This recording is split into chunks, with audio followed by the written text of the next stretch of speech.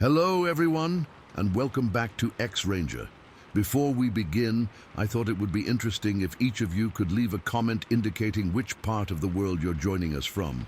Also, don't forget to like and subscribe if you're enjoying the episodes. Now let's get comfortable, relax, and start our program. I need to tell you what happened to me back in 2003. I've never talked about this publicly before, but it's been eating at me for over 20 years now, and I figure maybe getting it out there will help me sleep better at night. I live on the Navajo reservation, right where Arizona meets New Mexico.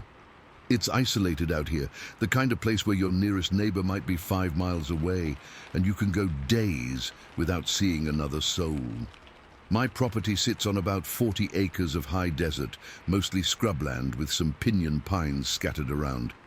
I've got a small house, a couple of outbuildings, and I keep some sheep when I can manage it. For years before this happened, I'd been dealing with something strange on my land. I never knew what to call them exactly. Growing up Navajo, we have stories about all kinds of things that live out in the wilderness, but these creatures didn't quite fit any of the traditional descriptions I'd heard from the elders. They were big, bigger than any person had a right to be, and covered in dark hair.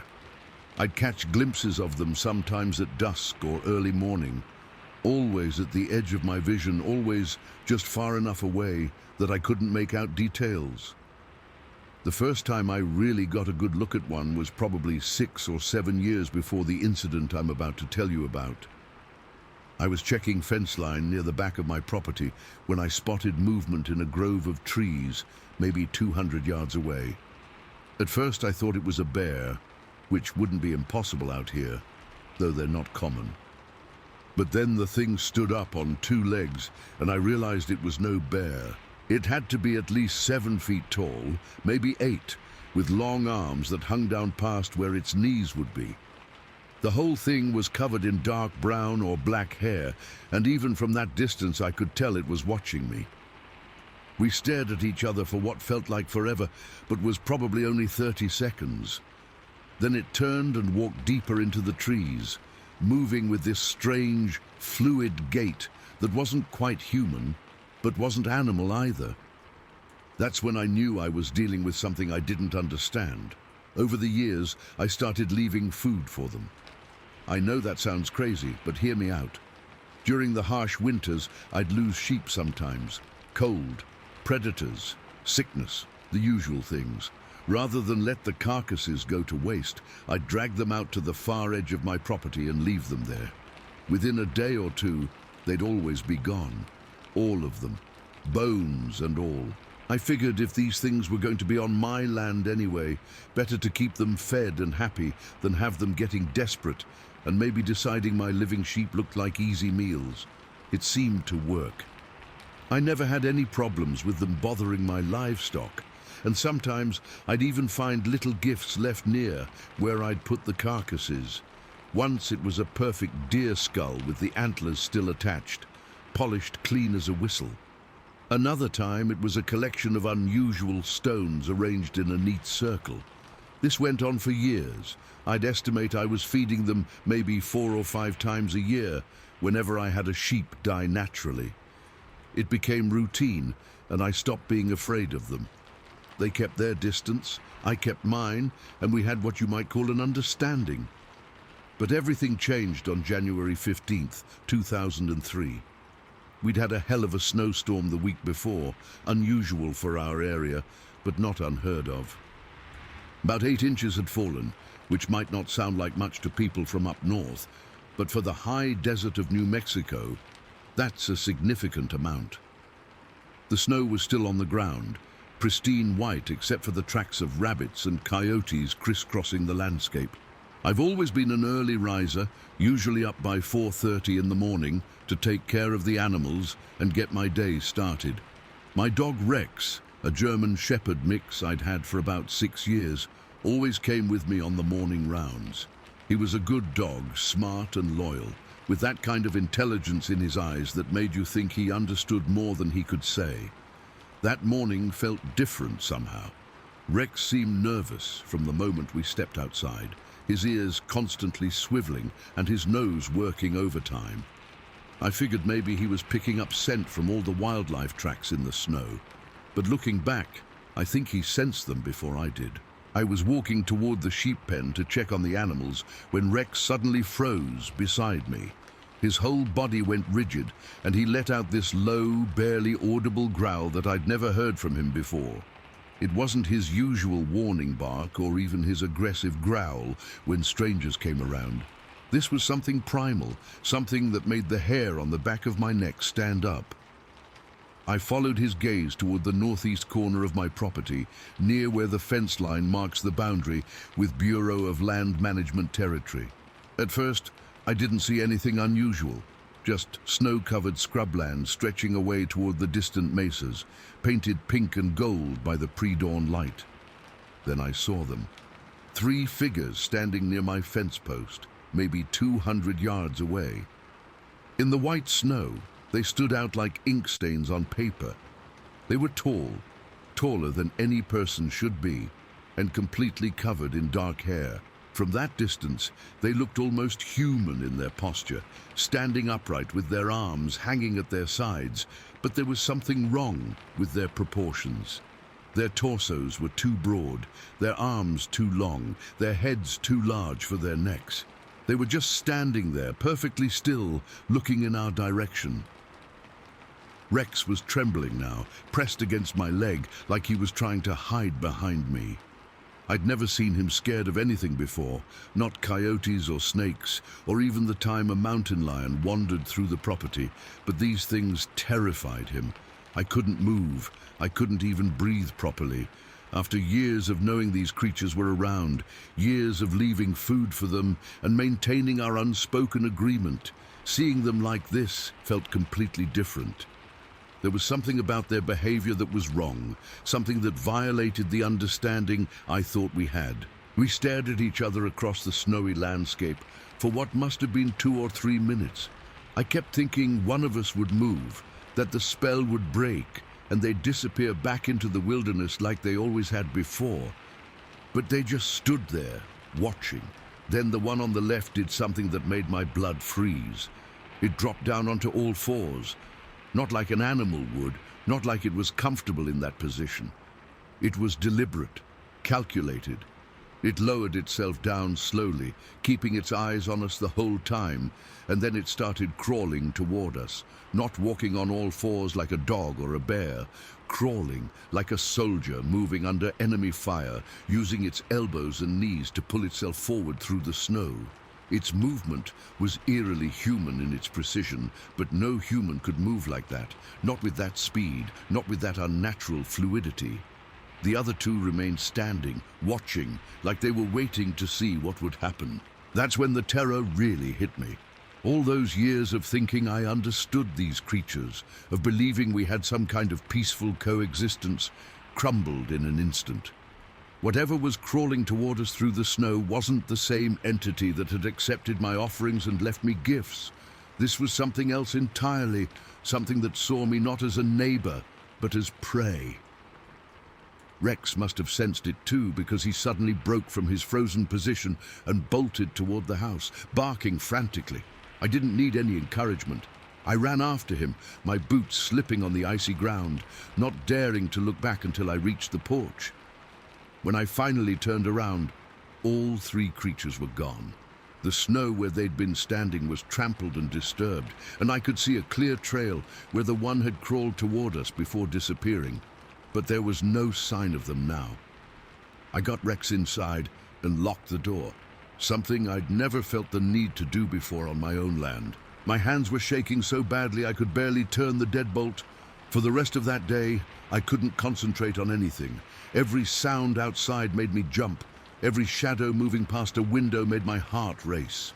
Rex wouldn't leave my side and kept whining whenever he looked toward the front of the house. As evening approached, I tried to convince myself that maybe I'd misunderstood what I'd seen. Maybe the creature had just been curious. Maybe its crawling motion had been some kind of non-threatening behavior I didn't recognize. I wanted to believe that our old arrangement could continue, that this had just been a misunderstanding. But then I found the tracks. The next morning, when I finally worked up the courage to go outside and survey the property, I discovered footprints in the snow all around my house. Not just near where I'd seen them the day before, everywhere. Around the back porch, under the kitchen window, by the side door I never used, even near the bedroom windows. The prints were enormous, at least 18 inches long and 6 inches wide at the ball of the foot, with clear impressions of toes that were too long and too thick to be human. But what really chilled me was the pattern they made. These weren't random wanderings or the tracks of creatures passing through. Someone or something had deliberately circled my house multiple times, stopping at each window as if looking inside. The thought that these things had been outside my house while I slept, peering through my windows, watching me in my most vulnerable moments, filled me with a rage I hadn't expected.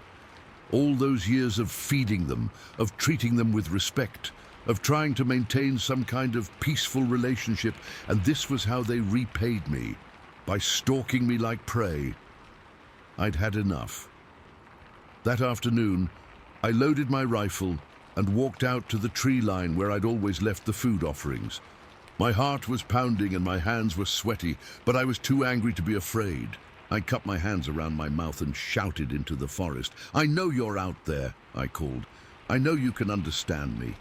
You broke the rules. I fed you for years, kept you safe, and you repaid me by threatening me in my own home.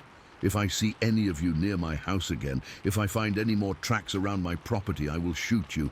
Do you understand me? I will shoot you." The forest was completely silent, not even birds singing, but I could feel them out there, watching, listening. "I'm done feeding you," I continued. "Find somewhere else to live, because you're not welcome here anymore."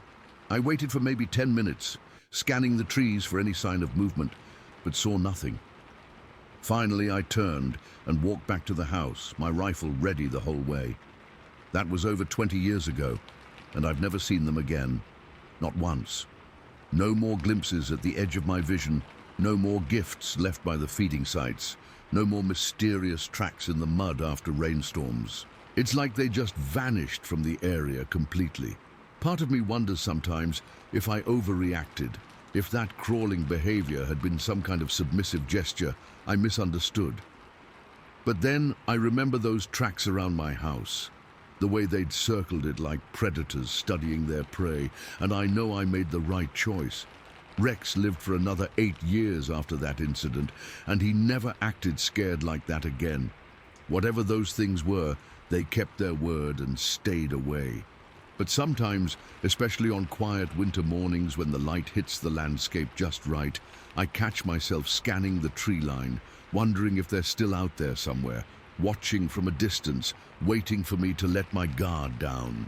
I moved away from that property 5 years ago, sold it to a developer who's probably going to turn it into some kind of vacation community.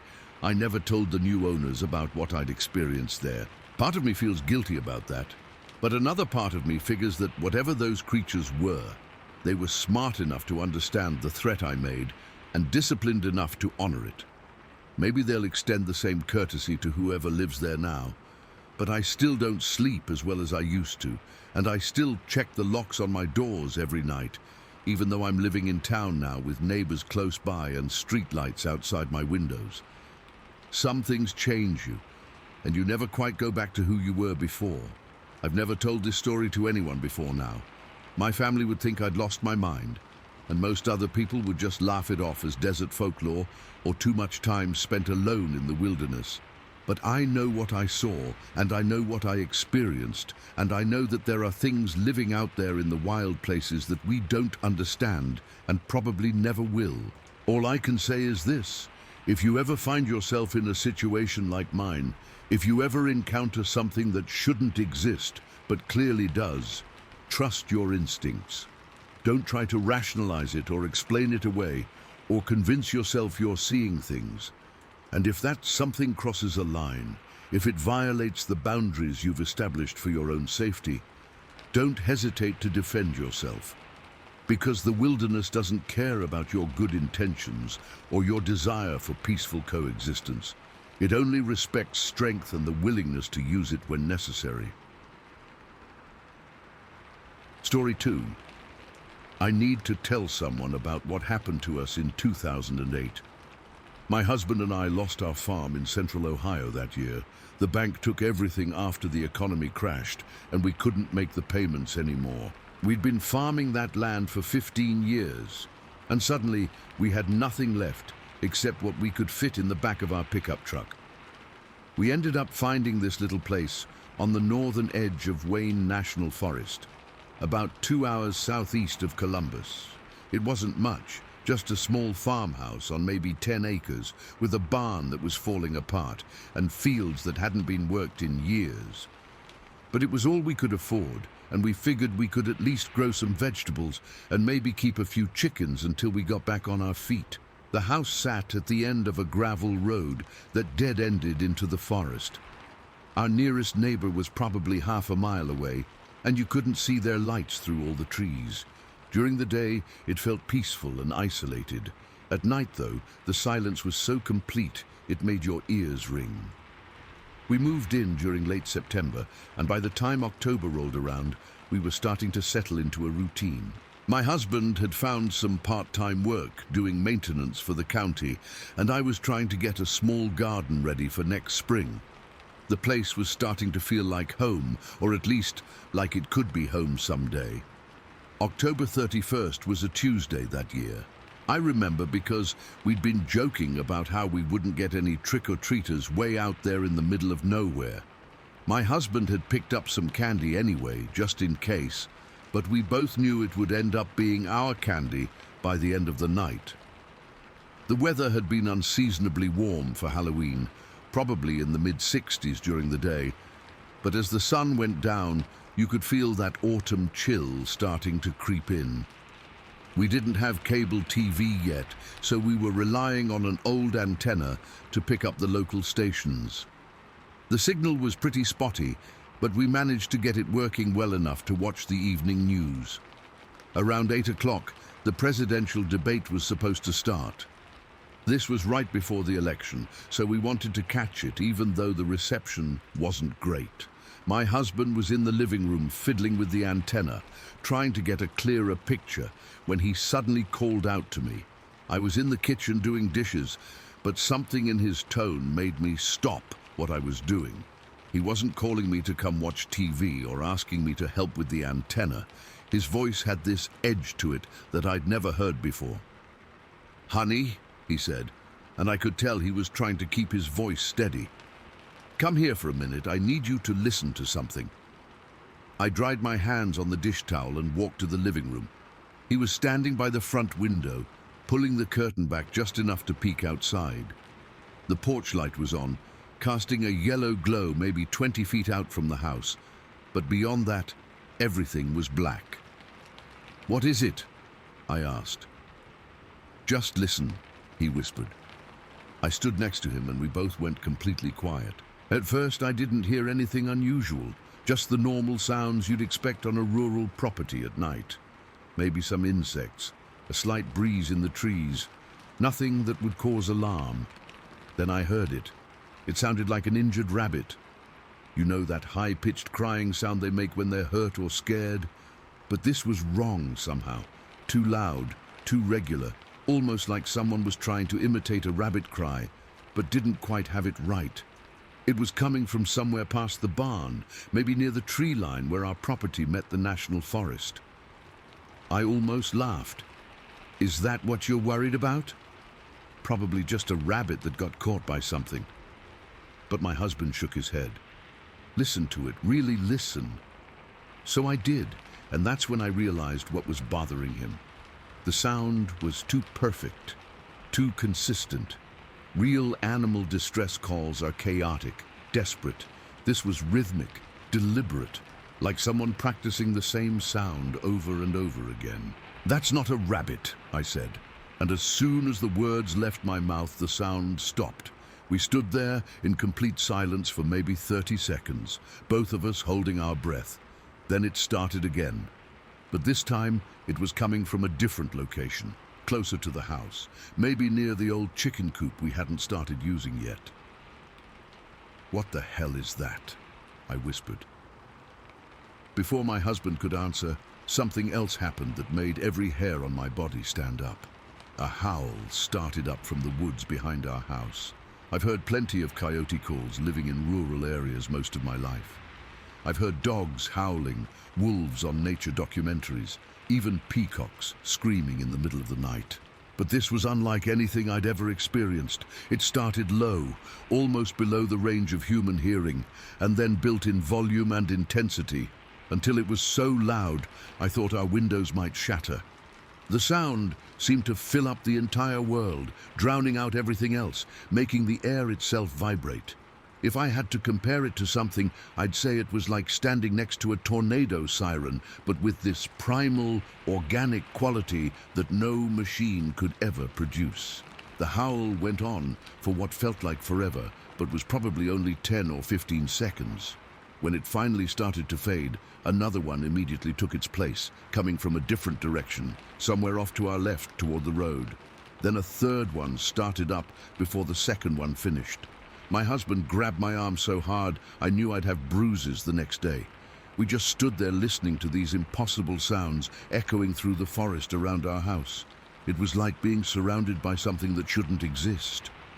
The fake rabbit crying had stopped completely now, but somehow that made everything worse. Whatever had been making that sound was still out there, just not announcing its presence anymore. When the last howl finally died away, the silence that followed was absolute. No insects, no wind, no normal night sounds at all. Just complete, dead quiet. "We need to get inside and lock the doors," I said. "We are inside. I mean really lock them, all of them." We spent the next few minutes checking every door and window in the house. The front door, the back door, the side door that led to the old root cellar, even the windows that hadn't been opened in months. My husband got his hunting rifle out of the closet and loaded it, something I'd never seen him do inside the house before. We turned off all the lights and sat in the dark living room listening. Every few minutes, one of us would carefully peek through the curtains, but the porch light only showed us empty yard and the first few feet of driveway. Around 9:30, we heard movement outside. Not footsteps exactly, but something large pushing through the underbrush near the barn. Branches breaking, leaves rustling, the sound of something heavy moving around out there. It would move for a few seconds, then stop, then move again, like it was being careful not to make too much noise. "Maybe it's just a deer," I whispered, but I didn't believe it even as I said it. The movement continued for maybe 20 minutes, circling around the house, but staying far enough away that we couldn't see whatever was making the noise. At one point, it sounded like it was right underneath the kitchen window, and we heard this weird scratching sound against the side of the house, like claws or fingernails dragging across the wood siding. Then everything went quiet again. We sat there in the dark until well past midnight, taking turns watching the windows, but we didn't see or hear anything else unusual. Eventually, exhaustion won out over fear, and we decided to try to get some sleep. My husband insisted on keeping the rifle next to the bed, and neither of us undressed or got under the covers. We just lay there on top of the blankets, fully clothed, listening to every sound the old house made as it settled. I don't think either of us really slept that night. The next morning, we went outside to look around the property. The first thing we found was a section of our split-rail fence that had been completely destroyed, not damaged by weather or age, but deliberately torn apart. Several of the rails had been snapped in half and thrown 20 or 30 feet away from where they belonged. Near the barn, we found footprints in the soft dirt. I've seen bear tracks before, and these weren't bear tracks. They were too long, too narrow, and they showed clear toe impressions that looked almost human. But they were huge, probably 18 inches long and maybe 6 inches wide. The stride length between prints was enormous too, like whatever made them had legs much longer than any person. The tracks circled our house completely, just like we'd suspected from the sounds the night before. They went around the barn, past the chicken coop under the kitchen window where we'd heard the scratching, and back toward the tree line. But what really unsettled us was finding them near the bedroom windows too. Whatever had been out there had come right up to the house while we were lying in bed, close enough to look inside if it had wanted to. We called the county sheriff's office, but the deputy who came out just looked at the tracks and shrugged. He said they probably belonged to a large black bear, even though we told him bears don't walk upright and leave human-looking footprints. He took a few pictures and told us to call if we had any more problems, but I could tell he thought we were just city folks spooked by normal country sounds. For the next few weeks, things were quiet. We repaired the fence, started sleeping normally again, and almost convinced ourselves that whatever happened on Halloween had been a one-time thing. Then New Year's Eve rolled around. We'd been invited to a party in town, but decided to stay home instead. The weather was cold and clear, with a bright full moon that lit up our property almost like daylight. We were planning to watch the ball drop on TV and maybe open a bottle of wine we'd been saving. Around 11 o'clock, I stepped out onto the back porch to get some firewood for the stove. The moon was so bright I didn't need a flashlight, and everything looked peaceful and normal. That's when I saw movement near the fence line. Something was crouched down in the tall grass at the far edge of our property, maybe 100 yards from the house. At first I thought it might be a large dog, or maybe that black bear the deputy had mentioned. But then it stood up. I don't know how to describe what I saw without sounding crazy, but I'll try. It was definitely not human, but it walked upright like a person. It had to be at least 8 feet tall, maybe taller, with long arms that hung down almost to its knees. Its whole body was covered in dark hair or fur, and its head was larger than a human head should be, sitting on shoulders that were incredibly broad and muscular. But what really got to me was the way it moved. There was an intelligence to its movements, a deliberate quality that you don't see in regular animals. It wasn't just wandering around or foraging for food. It was watching our house. I stood there frozen on the porch, probably 20 seconds, just staring at this thing while it stared back at me. Then it did something that made my blood run cold. It jumped over our fence, not climbed over, not squeezed under, jumped. The fence is probably 4 feet high, and this thing cleared it like it was stepping over a curb. The ease with which it moved was terrifying, like the fence wasn't even an obstacle, just a minor inconvenience. After it landed on our side of the fence, it started walking toward the house. I ran inside and slammed the door behind me, yelling for my husband. He came running from the living room, and I tried to explain what I'd seen, but I was talking so fast and breathing so hard that I probably wasn't making much sense. "It's back," was all I could manage to get out. "The thing from Halloween!" "It's back and it's coming toward the house." My husband grabbed his rifle and we both went to the front window. The creature was still there, about 50 yards from the house now, standing perfectly still in the moonlight. Up close, it was even more imposing than I'd realized. The hair covering its body looked thick and coarse, and its arms were disproportionately long compared to its torso. As we watched, it tilted its head to one side, almost like it was curious about us.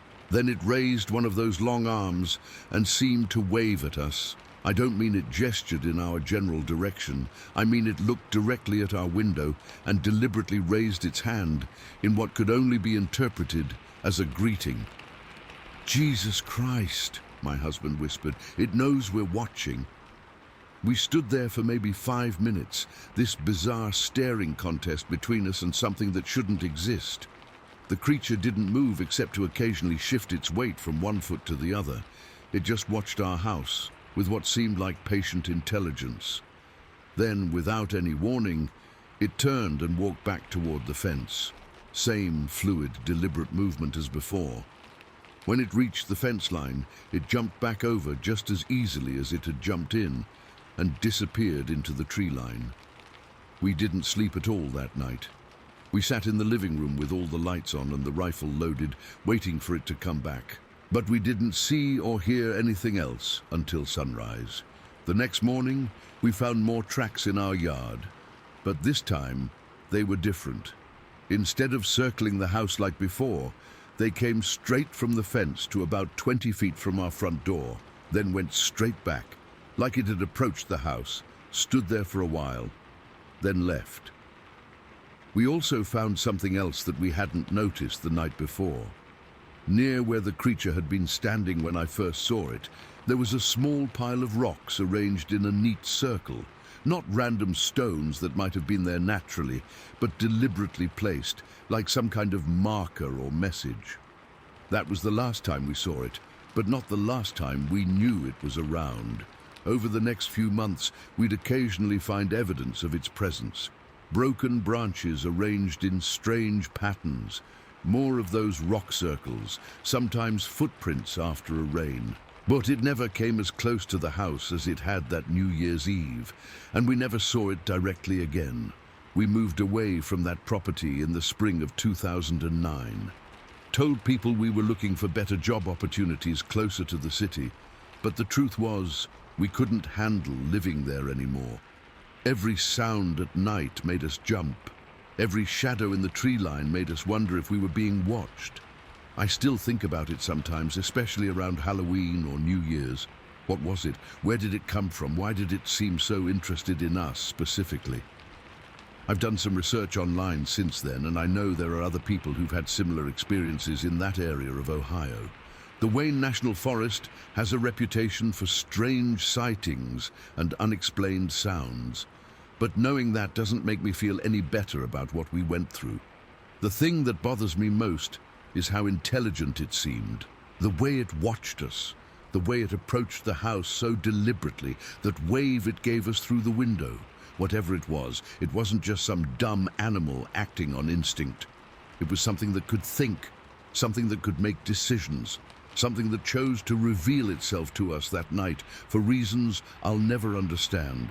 And sometimes, when I'm lying in bed in our new house in town, surrounded by streetlights and neighbors and all the normal sounds of civilization, I still find myself wondering if it's still out there in those woods, watching some other unsuspecting family who just wanted a quiet place to call home. Story 3. I've carried this secret for over 40 years now, and I'm not sure why I'm finally deciding to tell it.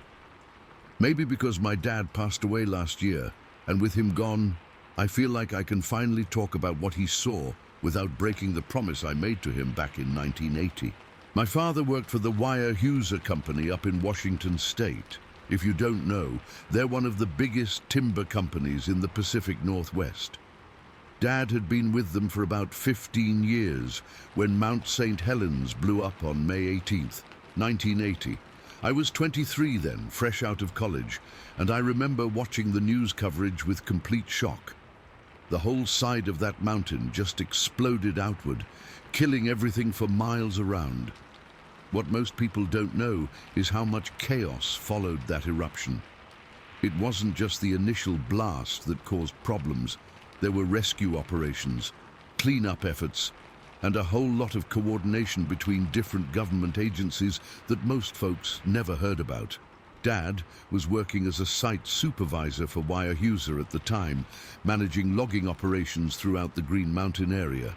When the mountain blew, the company immediately suspended all logging activities and offered their resources to help with the emergency response.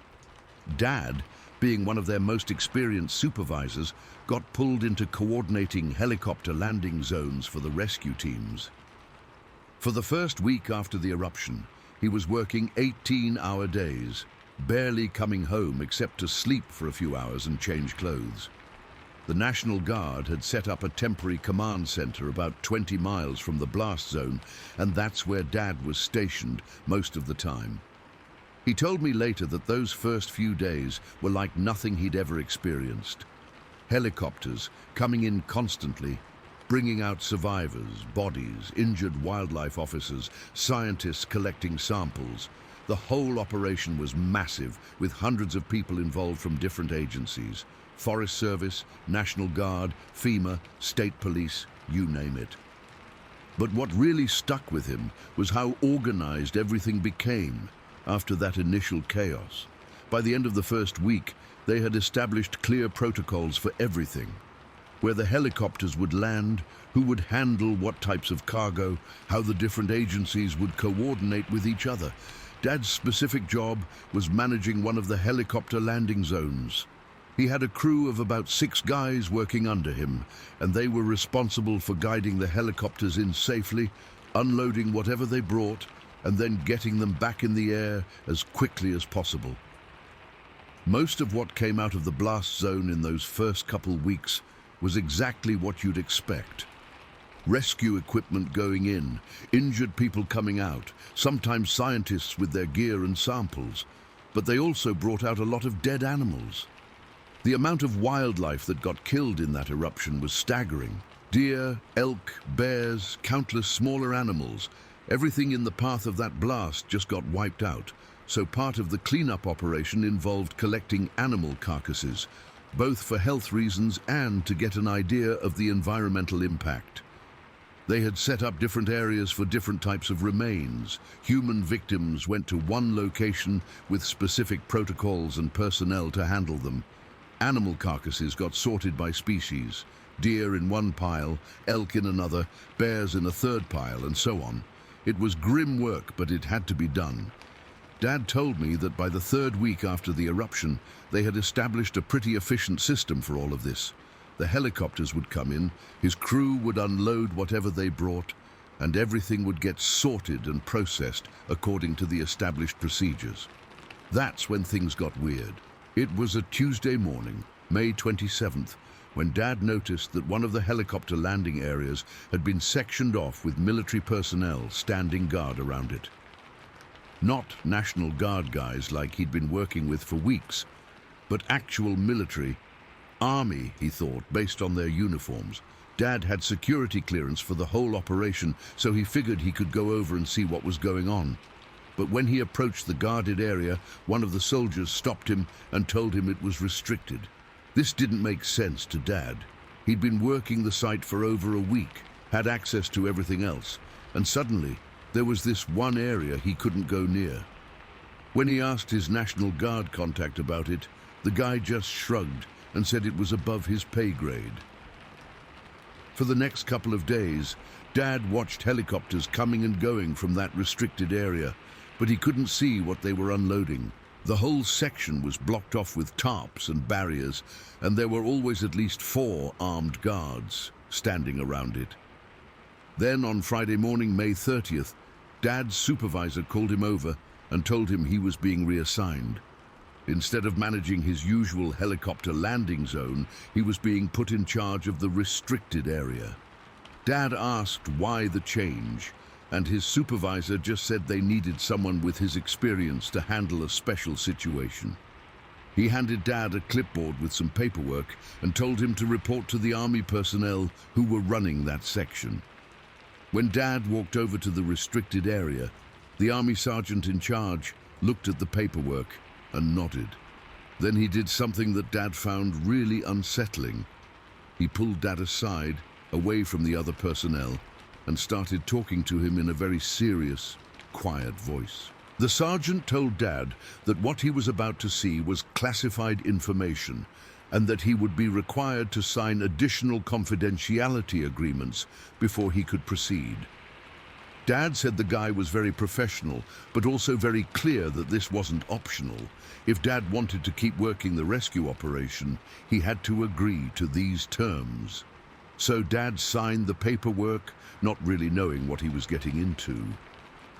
The sergeant then walked Dad over to the restricted area and showed him what they'd been working on. There were several large piles covered with military-grade tarps, each pile roughly the size of a small car. Dad could see that there were bodies under those tarps. The shapes were obvious, but these weren't arranged like the animal carcass piles he'd been dealing with all week. The sergeant explained that Dad would be in charge of this particular collection area. Helicopters would bring in remains. Dad's job was to direct them to the right spot for unloading, and then his crew would arrange the remains according to specific instructions he'd be given. Dad asked what kind of remains they were dealing with, and the sergeant just said they were casualties from the blast zone that required special handling. For the rest of that Friday and through the weekend, Dad worked that assignment. Helicopters would come in every few hours, always with military personnel on board, and they'd unload bodies that stayed covered with tarps the whole time. Dad never got a good look at what was under those covers, but he could tell they were large, bigger than human bodies, but not quite the right shape to be elk or bears. The whole operation felt different from everything else that had been going on, more secretive, more tense. The military personnel didn't talk to Dad or his crew beyond giving basic instructions, and they made it clear that questions weren't welcome. Then, Monday morning, June 2nd, the sergeant told Dad they were going to be moving the remains to a different location. A large military truck had arrived, along with some kind of crane or lifting equipment, and they needed to transfer everything from the collection area onto the truck. Dad figured this would be when he'd finally see what they'd been dealing with all week, but the sergeant had different plans. Before they started the transfer operation, the sergeant pulled Dad aside again and told him that what he was about to witness was extremely sensitive information. He said Dad needed to understand that discussing any aspect of what he saw with anyone, family, friends, co-workers, anyone, could result in serious legal consequences. Dad told me later that the way the sergeant said this wasn't threatening exactly, but it was very clear that he was dead serious. Then the sergeant said something that Dad never forgot. "You're about to see something that officially doesn't exist. After today, it never happened. Do you understand me?" Dad nodded, and they started the transfer operation. The first tarp came off, and Dad got the shock of his life. Under that tarp were 3 bodies, but they weren't human, and they weren't any kind of animal Dad had ever seen. They were covered in hair like apes or bears, but they were arranged like human bodies, lying on their backs with their arms at their sides, and they were huge. Bigger than any person, but with proportions that were almost human. Dad said his first thought was that someone was playing an elaborate prank, that these had to be costumes or movie props or something. But as he looked closer, he could see that these were real bodies. Some were badly burned from the eruption, others looked like they'd been killed by falling debris, but they were definitely real. The creatures, because Dad didn't know what else to call them, looked like what people describe when they talk about Bigfoot or Sasquatch, covered in dark brown or black hair, with faces that were sort of human, but more ape-like. Their hands were enormous, much larger than human hands, and their feet were huge too. Dad stood there staring for probably 30 seconds before the sergeant told him to keep moving. They had more tarps to remove and a schedule to keep. Under the second tarp were 2 more bodies, both adults, based on their size. Under the third tarp was what looked like a smaller one, maybe a juvenile or a female, Dad wasn't sure. As they moved each body onto the truck using the crane equipment, Dad got a better look at them. Despite the burns and injuries, he could see that these creatures had been very much alive before the eruption.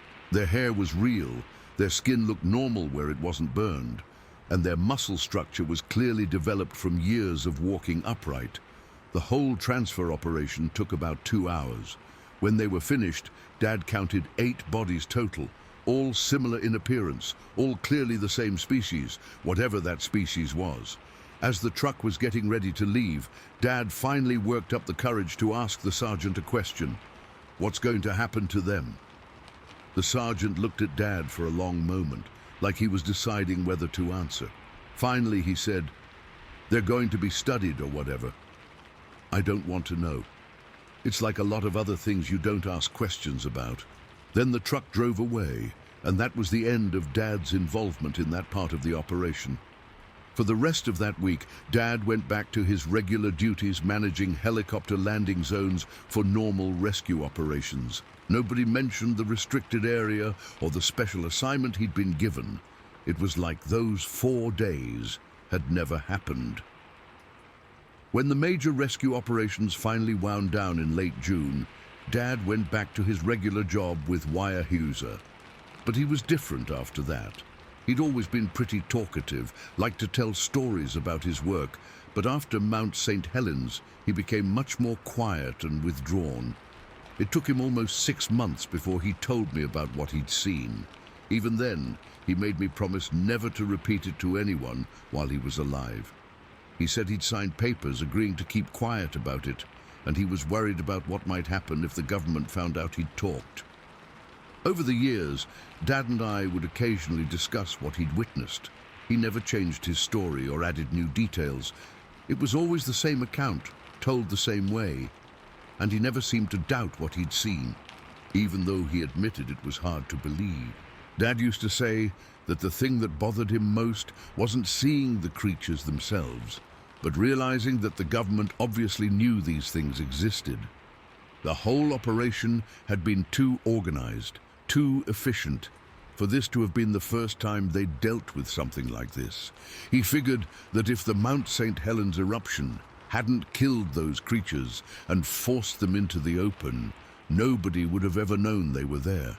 And he suspected that there were probably others out there, living in remote areas where they could avoid human contact. Dad passed away last March, and while I was going through his papers, I found copies of some of the confidentiality agreements he'd signed after the eruption. Most of it was standard language about not discussing rescue operations or classified information, but there was one section that specifically mentioned non-human biological specimens and undocumented species encounters. Seeing that paperwork made me realize that Dad's story wasn't some old man's confused memories or made-up tale. He really had signed official documents acknowledging that he'd witnessed something the government considered highly classified. I still don't know what to make of it all. Part of me wants to believe that Dad somehow misunderstood what he saw, that there's a rational explanation for those bodies under the tarps. But Dad was a practical, no-nonsense kind of guy. He worked in the timber industry for 30 years, spent countless hours in the forests of Washington state, and knew the difference between known wildlife and something completely different. And the way he described those creatures, the detail, the consistency of his story over the years, the genuine confusion and unease in his voice whenever he talked about it, convinced me that he saw exactly what he said he saw. What scares me most is thinking about the implications. If the government has known about these creatures for decades, what else are they keeping secret? How many other witnesses have been sworn to silence? And are there still Sasquatch or Bigfoot or whatever you want to call them living out there in the remote wilderness areas? Dad used to say that the Mount St. Helens eruption probably killed off a whole family group of these creatures, maybe one of the last remaining populations in the Pacific Northwest. But I wonder sometimes if there are others, deeper in the forests, still avoiding human contact like they've probably been doing for hundreds of years. I guess I'll never know for sure. But I promised Dad I'd tell his story after he was gone, and I figured now was the right time. Make of it what you will. All I know is that my father saw something on that mountain that the government didn't want anyone talking about, and 43 years later, I'm still trying to make sense of what that means. Story 4. I've been involved in search and rescue operations for over 35 years now, and I've seen things that would give most people nightmares.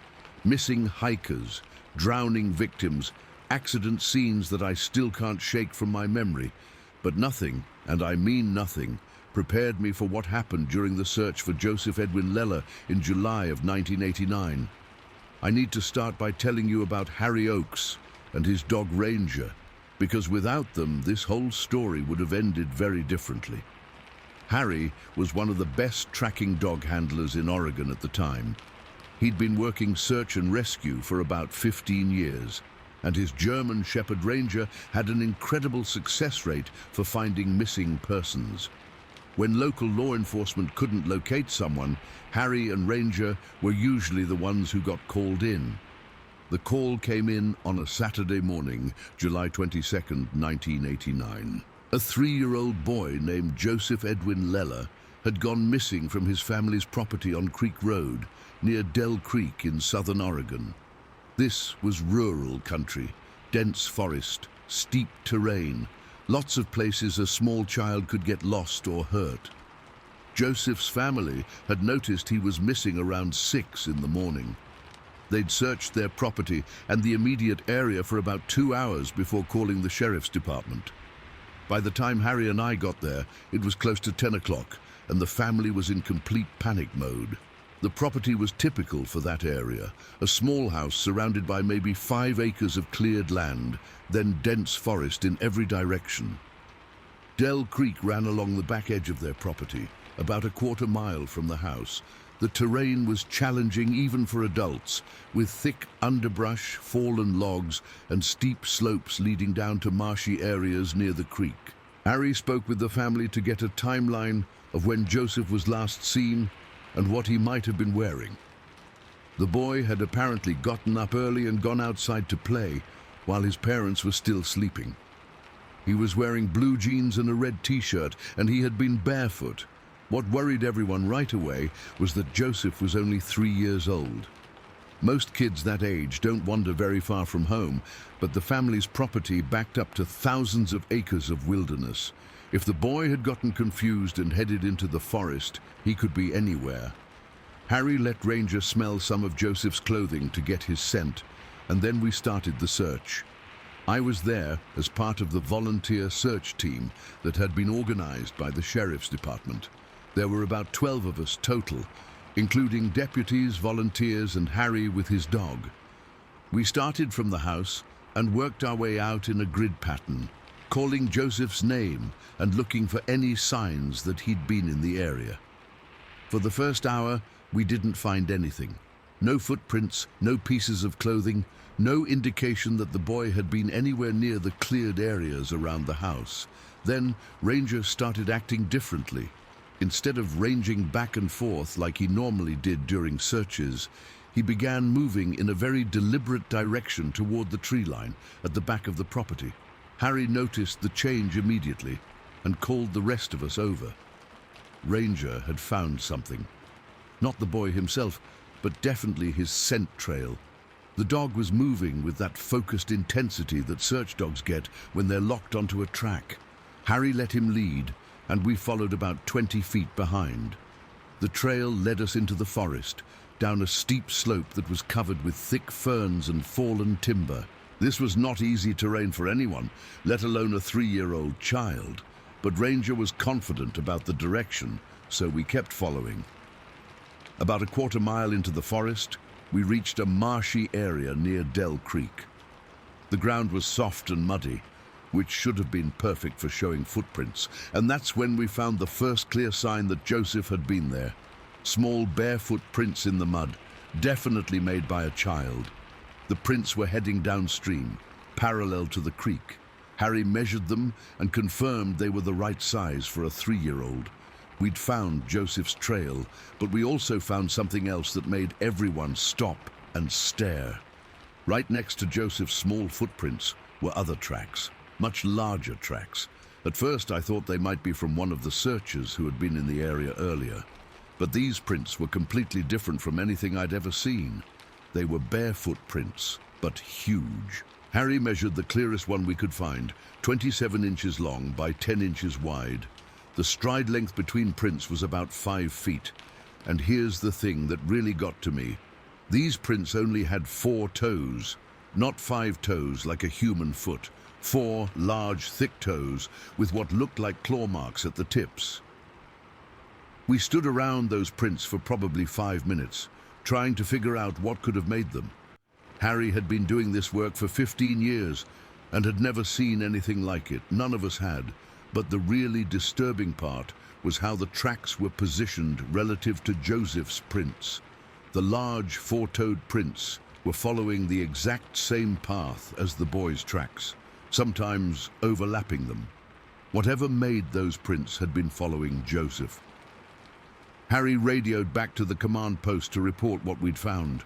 The sheriff's department immediately sent more personnel and requested helicopter support with thermal imaging equipment. If there was some kind of dangerous animal in the area that had possibly taken the boy, they wanted all available resources deployed immediately. While we waited for backup, we continued following the trail downstream. Both sets of prints, Joseph's small barefoot tracks and the massive four-toed prints, continued parallel to the creek for about another half-mile. Then something changed. Joseph's footprints just stopped.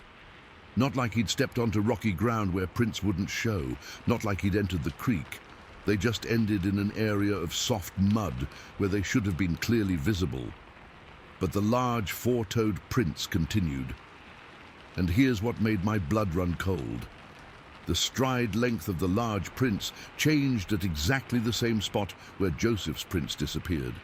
Instead of the 5-foot stride we'd been seeing, the large prints suddenly showed a much longer stride, maybe 7 or 8 feet between steps. Like whatever made those prints was now carrying something heavy. Harry's dog Ranger was getting agitated at this point. He kept circling the area where Joseph's tracks ended, whining and looking up at the trees. Search dogs usually stay focused on ground scent, but Ranger seemed to be picking up something in the air above us. That's when the helicopters arrived. We had 2 choppers with thermal imaging equipment, and they immediately began scanning the forest canopy and the ground ahead of us. The first helicopter pilot reported seeing normal wildlife. Deer, what looked like a bear moving away from the noise of the rotors, some smaller animals. But then the second helicopter crew radioed something that I'll never forget. The pilot said they had detected a large heat signature moving through the forest about half a mile downstream from our position. When the thermal operator got a better look, he described it as something he'd never seen before. The heat signature was enormous, much larger than a human, much larger than any known animal in that region. And it was moving upright on 2 legs, not on all 4s like a bear would. The thermal operator kept saying how huge this thing was, that it had to be at least 8 or 9 feet tall based on the heat signature. They tracked this heat signature for about 10 minutes as it moved deeper into the forest, always staying upright, always maintaining what looked like a deliberate course away from the search area. While the helicopters were following this unknown creature, those of us on the ground continued searching along the creek. We found more of the 4-toed prints, but they were getting harder to follow as the terrain became rockier. Then, around 11:30 on Sunday morning, we'd been searching for over 24 hours at this point, one of the other search team members radioed that he'd found something. He was about a mile downstream from where we'd lost Joseph's trail, and walking toward him through the forest was Joseph Edwin Leller, alive and apparently unharmed. The relief was incredible. After finding those strange tracks and losing the boy's trail, we'd all started to fear the worst.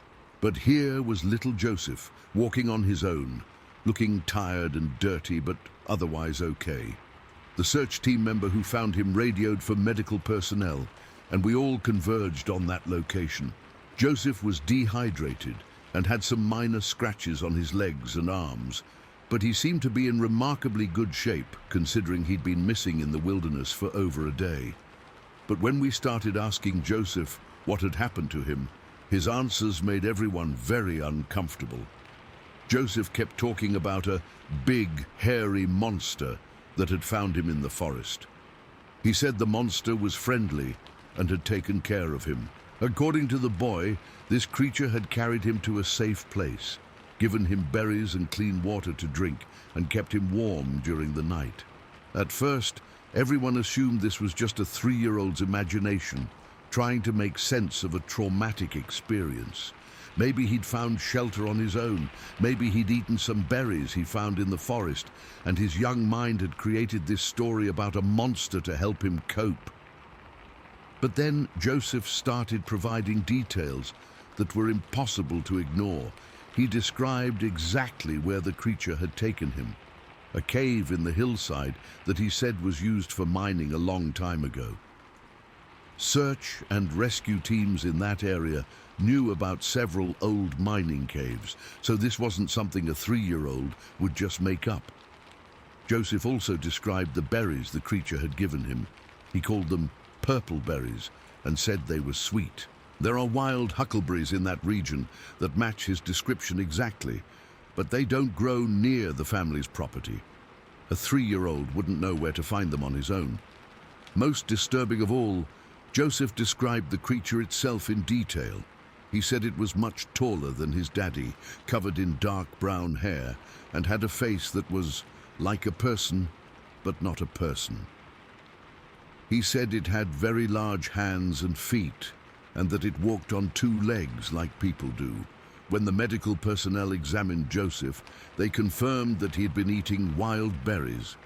They could see the residue on his teeth and hands. They also found that despite being in the wilderness for over a day, he showed no signs of dehydration or exposure that would be expected for a child his age in those conditions. Harry Oakes pulled me aside while the paramedics were checking Joseph over. He looked troubled, more shaken than I'd ever seen him in all the years we'd worked together.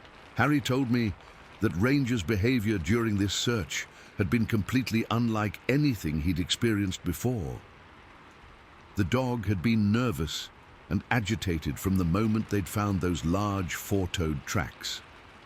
And when they'd reached the area where Joseph's footprints disappeared, Ranger had exhibited behavior that Harry described as fearful respect, like the dog recognized the scent of something much larger and more powerful than itself, but also something that wasn't threatening. Harry also mentioned something else that I found very unsettling. He said that during their years of search and rescue work, Ranger had encountered bears, mountain lions, and every other type of wildlife in the Oregon forests.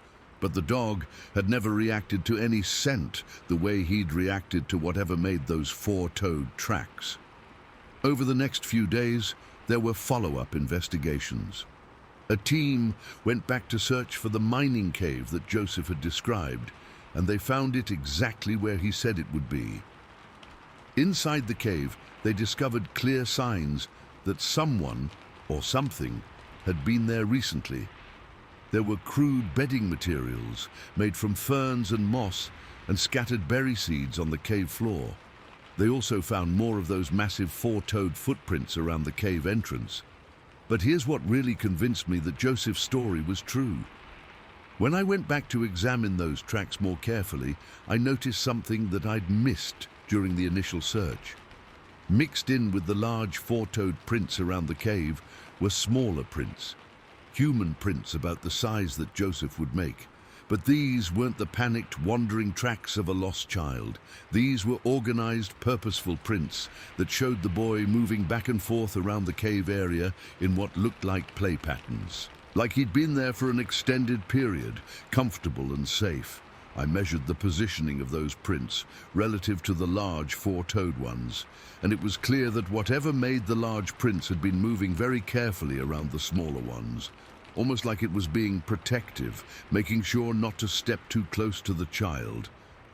The official report concluded that Joseph had gotten lost in the forest, found shelter in the old mining cave, and survived by eating wild berries until search teams located him.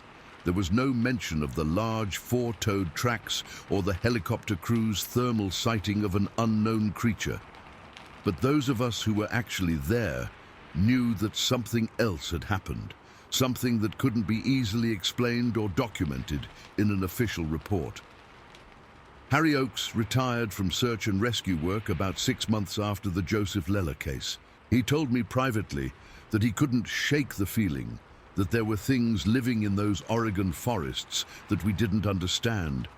He said that if there really was some kind of unknown creature out there, he was glad it had chosen to help a lost child rather than harm him. Joseph is in his 30s now, and from what I understand, he still remembers his experience in the forest.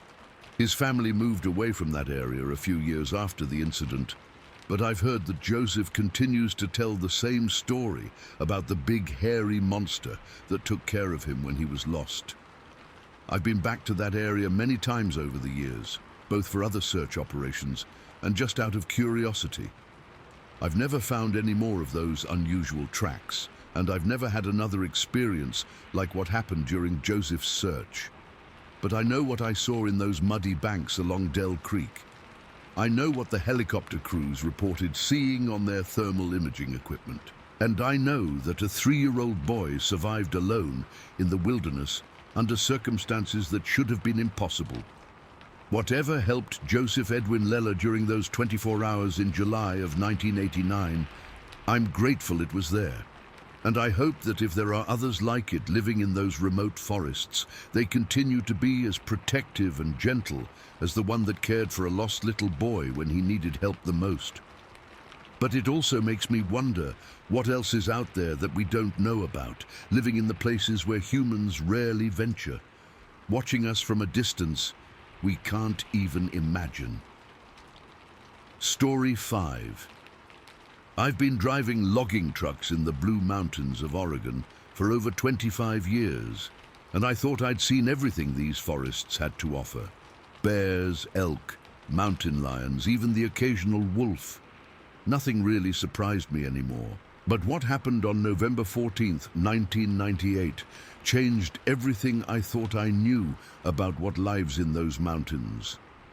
The Blue Mountains aren't like the Cascades or the Coast Range that most people think of when they picture Oregon forests. These are older mountains, more weathered, with deep valleys and steep ridges covered in dense stands of ponderosa pine, Douglas fir, and larch. The logging roads wind through terrain that hasn't been touched by civilization for miles in any direction. I was working for a mid-sized timber company at the time, hauling loads from cutting sites up in the higher elevations down to the mill in La Grande. It was good work, paid decent, and I liked being out in the mountains instead of stuck in town. The only downside was the isolation.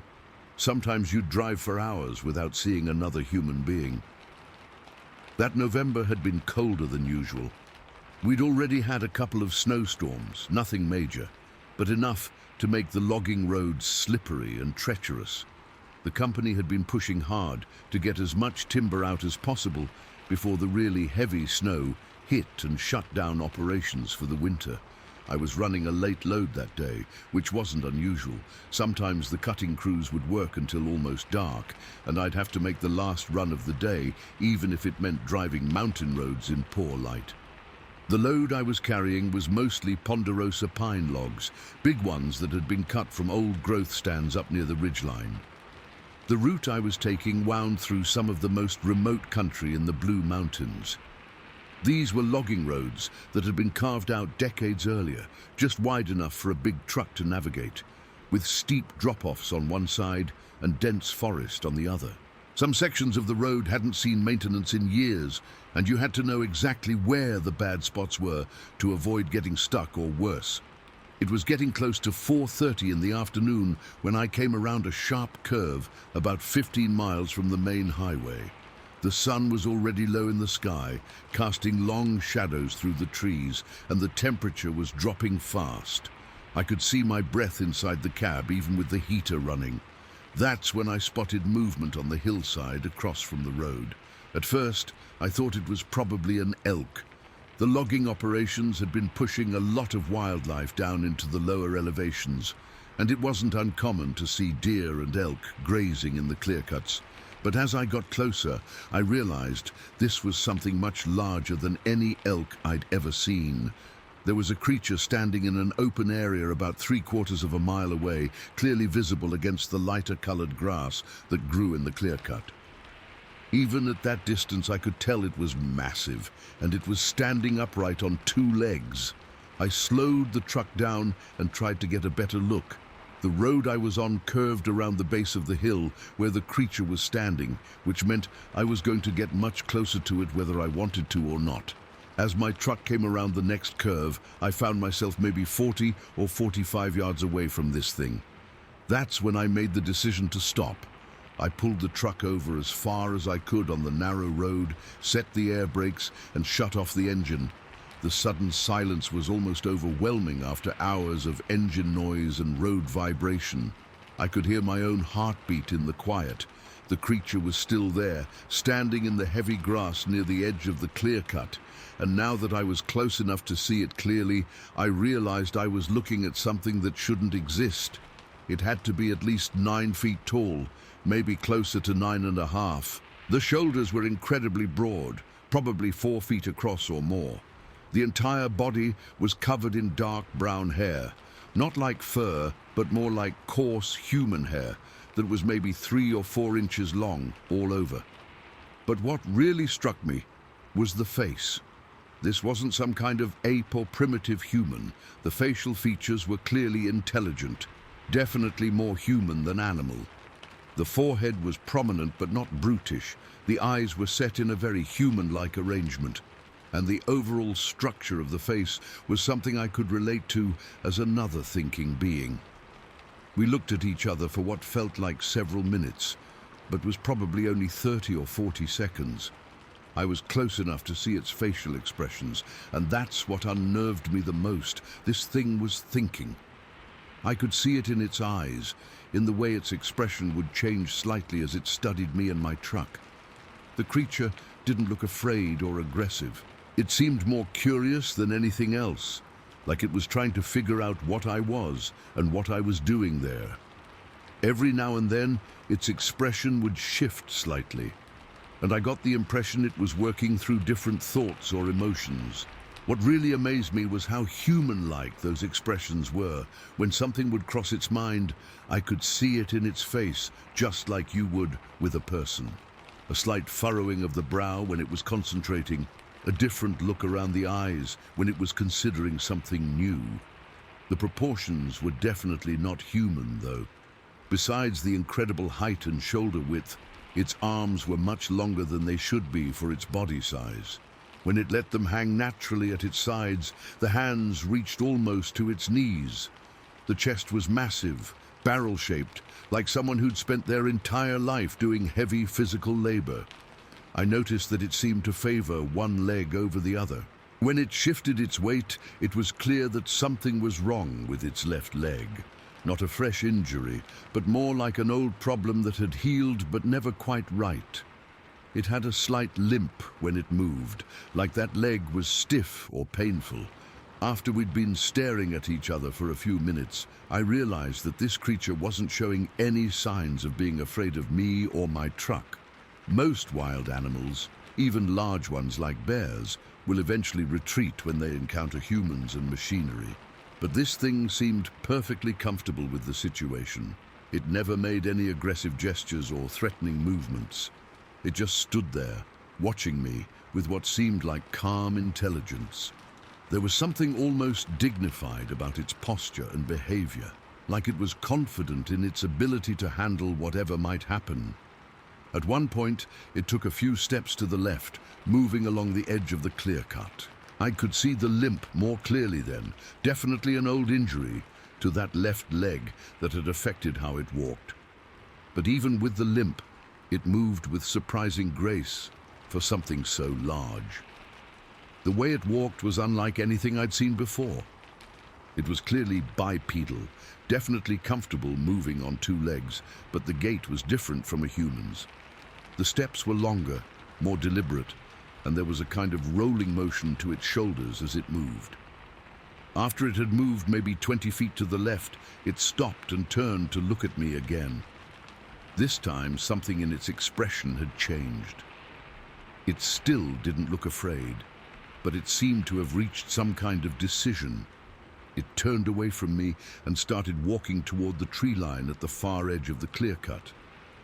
But it wasn't hurrying or acting like it was fleeing. It was just leaving, in its own time, on its own terms. I watched it cross the entire clear-cut, probably a distance of 200 or 300 yards. Even with the limp, it covered that ground quickly with its long stride. When it reached the edge of the forest, it stopped one more time and looked back at me. We had another one of those staring contests across the distance.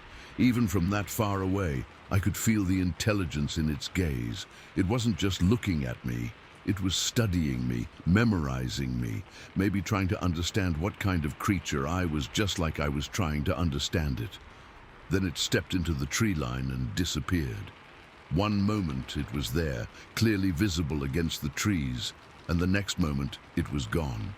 For something that large, it moved through the forest with remarkable quiet. I sat in my truck for probably another 10 minutes, just processing what I'd seen. Part of me wanted to believe that I'd somehow misidentified a bear or some other known animal, but there was no way to rationalize what I'd witnessed. I'd gotten too good a look, been too close, observed too much detail. This was definitely some kind of unknown creature, something that lived in these mountains but had managed to avoid human contact for who knows how long. And it was clearly intelligent, not just smart like a bear or an elephant, but actually thinking and reasoning in ways that seemed almost human. When I finally started the truck and continued down the mountain, I kept thinking about the creature's facial expressions, the way it had looked at me with what seemed like recognition, like it understood that I was another thinking being, even if I was very different from itself. I also kept thinking about that limp. Whatever had injured its leg had happened a long time ago, but the creature had adapted and learned to live with the disability. That suggested a kind of resilience and problem-solving ability that you don't see in regular animals. By the time I reached the mill in La Grande, I'd decided not to tell anyone what I'd seen. I knew exactly how that conversation would go. People would think I'd been hallucinating or making up stories. And honestly, I wasn't sure I wanted to bring attention to that area anyway. If there really were creatures like this living in the Blue Mountains, maybe it was better if they remained hidden. The logging operations were already changing their habitat, and increased human presence would only make their situation more difficult. I continued working that same route for several more months before the company shifted me to a different area. I drove past that clear cut dozens of times, always hoping I might see the creature again, but I never did. I did start paying more attention to signs that something unusual might be in the area. A few times I found what looked like large footprints in muddy sections of the logging roads, but never anything clear enough to be definitive. Once I found a tree that had been stripped of its bark about 8 feet off the ground, too high for any known animal in the region. Over the years, I've heard other loggers and truck drivers mention strange things they'd seen in remote areas of the Blue Mountains. Most of them don't like to talk about it directly, but occasionally someone will mention catching a glimpse of something large moving through the forest, or finding unusual tracks, or hearing sounds that don't match any known wildlife. I've started to think that there might be a small population of these creatures living in the most remote parts of the mountains. The Blue Mountains cover thousands of square miles of wilderness, much of it completely inaccessible to humans. There are valleys and ridge systems where no person has probably ever set foot. If these creatures are intelligent enough to avoid human contact, and if there are only a few of them scattered across that vast area, it's entirely possible that they've been living there for generations without being detected. The one I saw certainly seemed to understand that I was something it should be cautious about, but not necessarily afraid of. It studied me like it was trying to learn something, then left when it was ready to leave. That suggests a level of decision-making that goes beyond simple animal instinct. I'm retired now, but I still think about that encounter almost every day. It changed how I see the natural world, made me realize that there are probably lots of things living in remote places that we don't know about yet. What bothers me most is the uncertainty of not knowing if that creature is still alive, if there are others like it, if they're struggling to survive as human development continues to encroach on their habitat. That old injury to its leg made it seem vulnerable somehow, despite its impressive size and obvious strength. I hope that whatever it was, wherever it came from, it found a way to live peacefully in those mountains for the rest of its life. And I hope that if there are others like it out there, they can continue to avoid the kind of attention that would probably destroy the privacy they seem to value so much. But I'll never forget looking into those intelligent eyes and realizing that I was in the presence of something remarkable, something that challenged everything I thought I knew about what kinds of life exist in the wilderness areas of our world. Story 6. I'm going to tell you about something that happened in my family back in 1970, but I need to start with some background so you understand how we ended up in that situation in the first place. My grandfather retired from his job at the lumber mill in 1965 when he was 62 years old. He'd worked there for almost 30 years, and he had enough saved up to buy a small piece of property where he and my grandmother could live out their retirement years. They found 20 acres just outside Willow Creek, California, which, if you don't know the area, is right in the heart of what people call Bigfoot country. The property was perfect for what they wanted, mostly forested, with a small clearing where they built a modest house, a barn for a few dairy cows, and some outbuildings for storage and workshops. My grandfather had always been handy with tools and machinery, so he was looking forward to having projects to work on without the pressure of a regular job. The land backed up to thousands of acres of national forest, which meant they had complete privacy and plenty of wildlife to observe. My grandmother loved watching deer and birds from the kitchen window, and my grandfather enjoyed the challenge of maintaining the property and taking care of the animals. For the first few years, everything was exactly what they'd hoped retirement would be. They had their routine.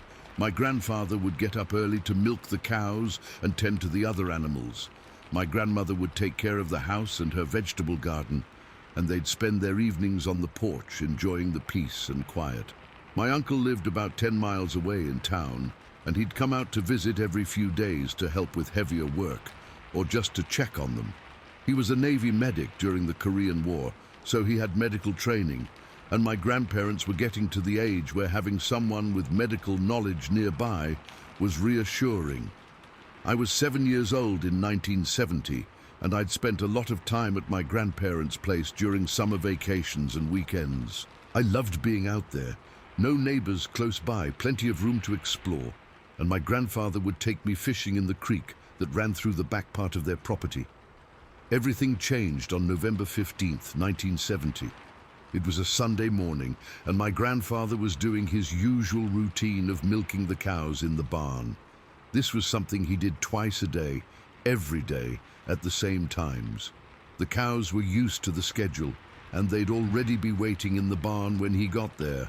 My grandmother was in the house preparing breakfast, and my uncle happened to be visiting that weekend to help my grandfather repair some damage to the barn roof from a recent storm.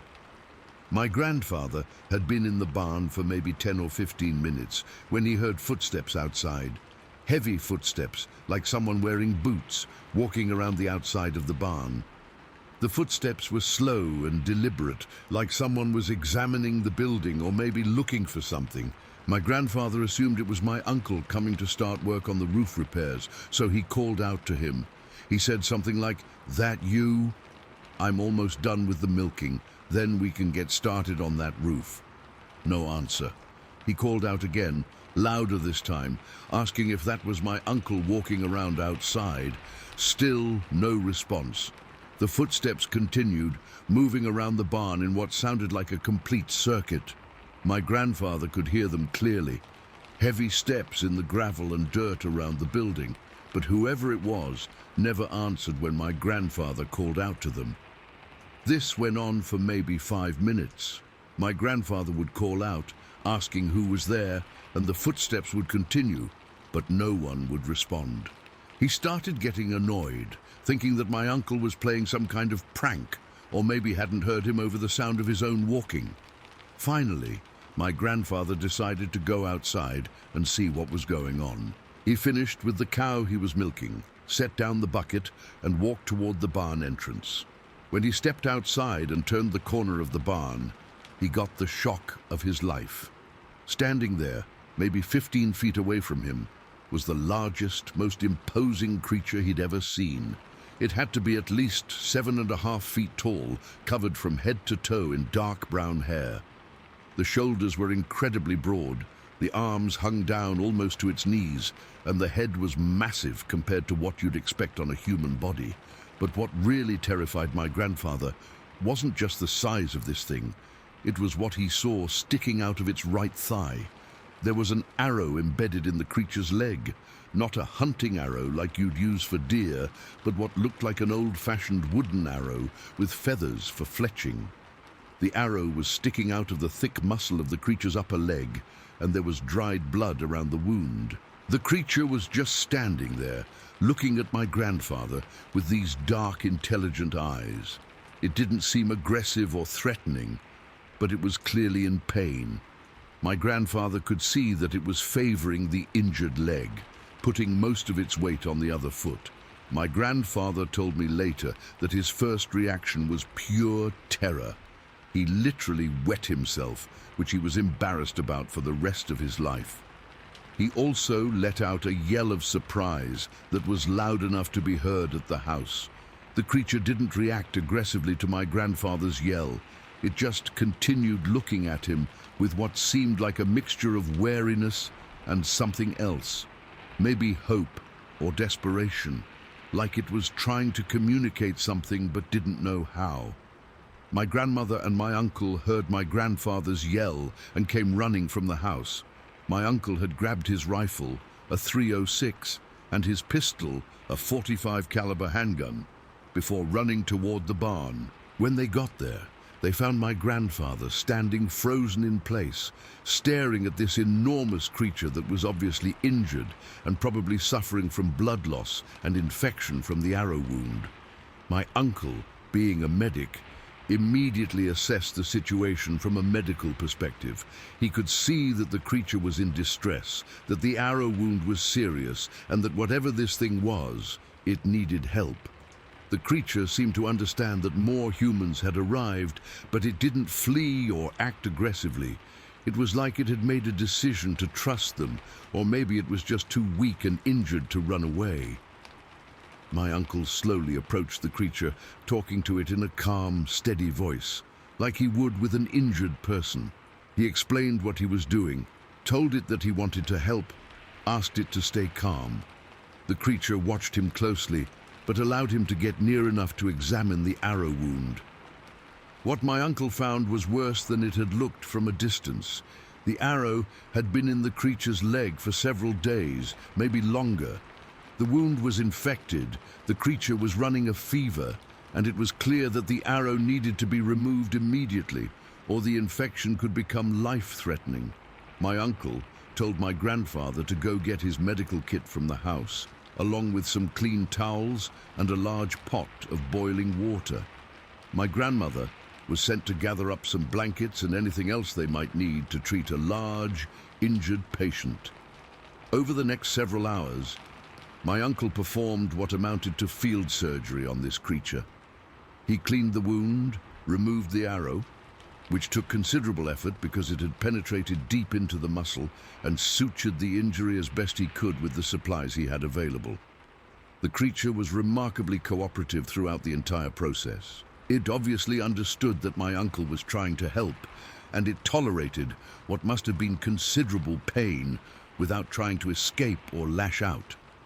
When my uncle had to cut and probe to remove the arrow, the creature would tense up and make low, groaning sounds, but it never tried to stop him.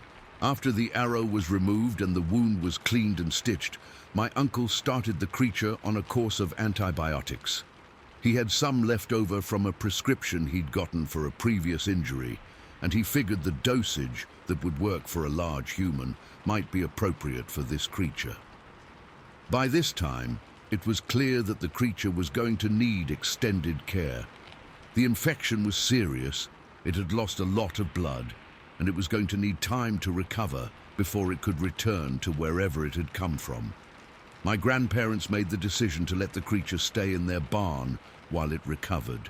They set up a comfortable area with blankets and straw, brought it food and water regularly, and my uncle checked on its condition every day. The creature, my grandfather started calling him Clarence for some reason, stayed with them for almost a full month. During that time, my grandparents got to observe behaviors and characteristics that completely changed their understanding of what this creature was. Clarence was clearly intelligent, much more so than any animal they'd ever encountered. He understood routines and seemed to anticipate when my grandfather would come to check on him. He was careful not to damage anything in the barn, and he even seemed to understand the concept of privacy. When my grandmother would approach, he'd turn away or position himself so that she felt comfortable approaching. He communicated through gestures and expressions that were remarkably human-like. When he was hungry, he'd point to his mouth and look toward where the food was kept. When he was thirsty, he'd mimic drinking motions. When my uncle was changing his bandages, Clarence would hold still and position his leg to make the job easier. Most remarkably, Clarence seemed to understand the concept of gratitude. He would nod when my uncle finished treating his wound, and he'd reach out to gently touch my uncle's arm in what was clearly a gesture of thanks. After about 3 weeks, the wound had healed enough for Clarence to start moving around more. He'd walk around the inside of the barn, testing his weight on the injured leg, gradually building up his strength and mobility. By the end of the 4th week, it was clear that Clarence was ready to return to the forest. The wound had healed cleanly, his strength had returned, and he was showing signs of restlessness that suggested he was eager to leave. On a cold morning in mid-December, my grandparents woke up to find that Clarence had left during the night. The barn door had been carefully closed behind him, and there were large footprints in the frost leading from the barn toward the tree line at the back of their property. But Clarence didn't just disappear forever. Over the next several years, he would occasionally return to visit my grandparents. He never stayed long, and he never came during the day when there might be other visitors around. But every few months, my grandfather would find signs that Clarence had been on the property, footprints near the barn, or small gifts left where my grandfather would find them. The gifts were usually interesting rocks, unusually shaped pieces of wood, or sometimes wildflowers arranged in neat bundles. It was like Clarence was continuing to express his gratitude for the help my grandparents had given him. This went on for years. Even when I was older, in my teens, I'd sometimes find evidence of Clarence's visits when I was staying with my grandparents. I never saw him directly until I was 7 years old and went fishing with my grandfather. We were at the creek that ran through the back of their property, maybe half a mile from the house. My grandfather had packed extra sandwiches and drinks, more than the two of us could possibly eat. When I asked him why we'd brought so much food, he just smiled and said we might have company. We'd been fishing for about an hour when I heard something large moving through the trees on the other side of the creek. I thought it might be a bear, and I was getting ready to run back toward the house when my grandfather told me to stay calm and keep fishing. Then Clarence stepped out of the trees. Even though I'd heard the stories from my grandparents and my uncle, seeing him in person was overwhelming. He was enormous, easily over 7 feet tall, with muscles that looked like they'd been carved from stone. His face was surprisingly expressive and intelligent, and his eyes had a depth that reminded me of my grandfather's eyes. Clarence looked at me for a long moment, like he was trying to decide whether my presence was acceptable. Then he looked at my grandfather, who nodded and gestured toward the extra food we'd brought. My grandfather called out to Clarence, greeting him like an old friend, and asked if he was hungry. Clarence nodded and waded across the creek toward us. His movements were graceful despite his size, and I could see the scar on his right thigh where the arrow wound had healed. We spent the next hour sharing our lunch with Clarence. He was careful not to take more than his share, and he seemed to enjoy the interaction as much as the food. When we were finished eating, Clarence helped my grandfather gather up our fishing gear, and then he disappeared back into the forest as quietly as he'd appeared. That was the only time I ever saw Clarence directly, but I knew he continued visiting my grandparents until they passed away in the early 80s. My uncle inherited their property and lived there for several more years, and he told me that Clarence would still show up occasionally, though less frequently than before. After my uncle sold the property and moved to town, I don't know what happened to Clarence. The new owners probably never knew about him, and I imagine he moved deeper into the forest to avoid contact with people who wouldn't understand what he was. I'm in my 60s now, and I still think about Clarence and that experience with my grandparents. It completely changed how I see the natural world and what kinds of life might be sharing this planet with us. What impressed me most about the whole experience was how intelligent and emotional Clarence was. This wasn't just some big animal that my family helped. This was a thinking, feeling being who understood concepts like gratitude and friendship. The fact that he kept returning to visit my grandparents for years after they'd helped him shows a level of emotional complexity that most people wouldn't associate with what they think of as a monster or a cryptid. I've never told this story to anyone outside my family, partly because I know how it sounds, but mostly because I feel like it's important to protect Clarence's privacy and the privacy of others like him who might still be living in remote areas. But I wanted to share it now because I think people should know that there are things in this world that challenge our understanding of what's possible, and sometimes those things need our help and understanding rather than our fear and aggression. Clarence taught my family that intelligence and emotion aren't limited to humans, and that sometimes the most profound connections can happen between very different kinds of beings who choose to trust each other despite their differences. Story 7. I was 16 years old in June of 1979 when my brother and 3 of our friends decided to go camping up near Larch Mountain in British Columbia. We'd been planning this trip for months, just a group of teenage guys wanting to get away from our parents for a few days and feel like we were having some kind of adventure. Larch Mountain isn't exactly wilderness, but it's remote enough that you can feel like you're really out there if you hike far enough from the main trails. We'd camped in the area before with our families, so we thought we knew what to expect.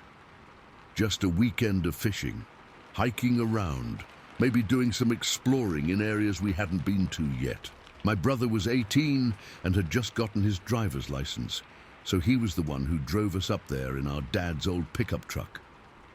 The other 3 guys were all around our age. One was my brother's best friend from school, and the other 2 were guys from our neighborhood who were always up for this kind of outdoor stuff. We drove up on a Friday afternoon in late June, when the weather was perfect for camping. Clear skies, warm during the day, but cool enough at night that you'd want a sleeping bag. We found a good spot near the summit area, close enough to a small lake that we could fish and get water easily. The first day went exactly like we'd planned. We set up our tents, gathered firewood, caught some fish for dinner. That evening, we sat around the campfire telling jokes and stories, feeling pretty grown up and independent. It was the kind of experience you remember fondly for the rest of your life. But on the second day, things started getting weird. We woke up Saturday morning to the sound of something we'd never heard before. It was coming from across the lake, maybe half a mile away, and it sounded almost like someone talking, but not in English, and not in any language we could recognize. The best way I can describe it is that it sounded like someone was having an argument with themselves. There was this rapid-fire chatter, almost like machine gun fire, but made of voice sounds instead of gunshots. It would go on for 30 or 40 seconds, then stop, then start up again. My brother said it sounded like someone speaking Japanese really fast and really angrily, but the rest of us thought it was more like gibberish, like someone was making up a language on the spot and using it to complain about something. We listened to this strange chatter for maybe 20 minutes while we were making breakfast. It would come in bursts, sometimes short little outbursts, sometimes longer rants that went on for a full minute. But it was definitely coming from the same location across the lake, and it definitely sounded like some kind of communication, even though we couldn't understand any of it. One of my brother's friends joked that maybe it was Bigfoot having an argument with his wife, and we all laughed about it. But honestly, None of us had any idea what could be making those sounds. It didn't match any animal calls we'd ever heard, and it seemed too organized and purposeful to be just random noise. After about half an hour, the chatter stopped completely. We finished breakfast, packed up our fishing gear, and spent the day exploring different areas around the mountain. We didn't hear the strange sounds again during the day, and by evening we'd pretty much forgotten about them. That night, though, something came to visit our campsite. We'd gone to bed around 10:30, tired from hiking and fishing all day. I was sharing a tent with my brother, and the other three guys had their own tent set up in a rough circle around our fire pit. I woke up sometime in the middle of the night, probably around 2 or 3 in the morning, because I heard something moving around outside. At first, I thought it might be a raccoon, or maybe a bear looking for food scraps. We'd been careful to put all our food in sealed containers and hang them from a tree branch. But animals can still smell cooking odors and will investigate campsites. The movement outside our tent was too deliberate and too quiet to be a large animal like a bear, though. Bears are noisy when they move around. They crash through underbrush and knock things over. This was more like someone trying to move quietly, being careful not to make too much noise. I nudged my brother awake and whispered that I thought someone was outside our tent. He listened for a few seconds and heard it too. Definitely footsteps, definitely someone or something large walking around our campsite. We lay there listening for maybe 10 minutes as whatever it was moved from tent to tent. We could hear it pause at each tent, like it was examining them or maybe trying to figure out what they were. At one point, it seemed to be right next to our tent, and I could hear what sounded like sniffing, like it was trying to identify our scent. The really unsettling part was how careful and deliberate its movements were. This wasn't random wandering or casual curiosity. Whatever was out there was systematically checking out our entire campsite, taking its time, being thorough about it. After about 15 minutes, the sounds moved away from the tents toward where we'd hung our food. We heard some rustling and what might have been the sound of rope being handled, but nothing aggressive or destructive. Then everything went quiet.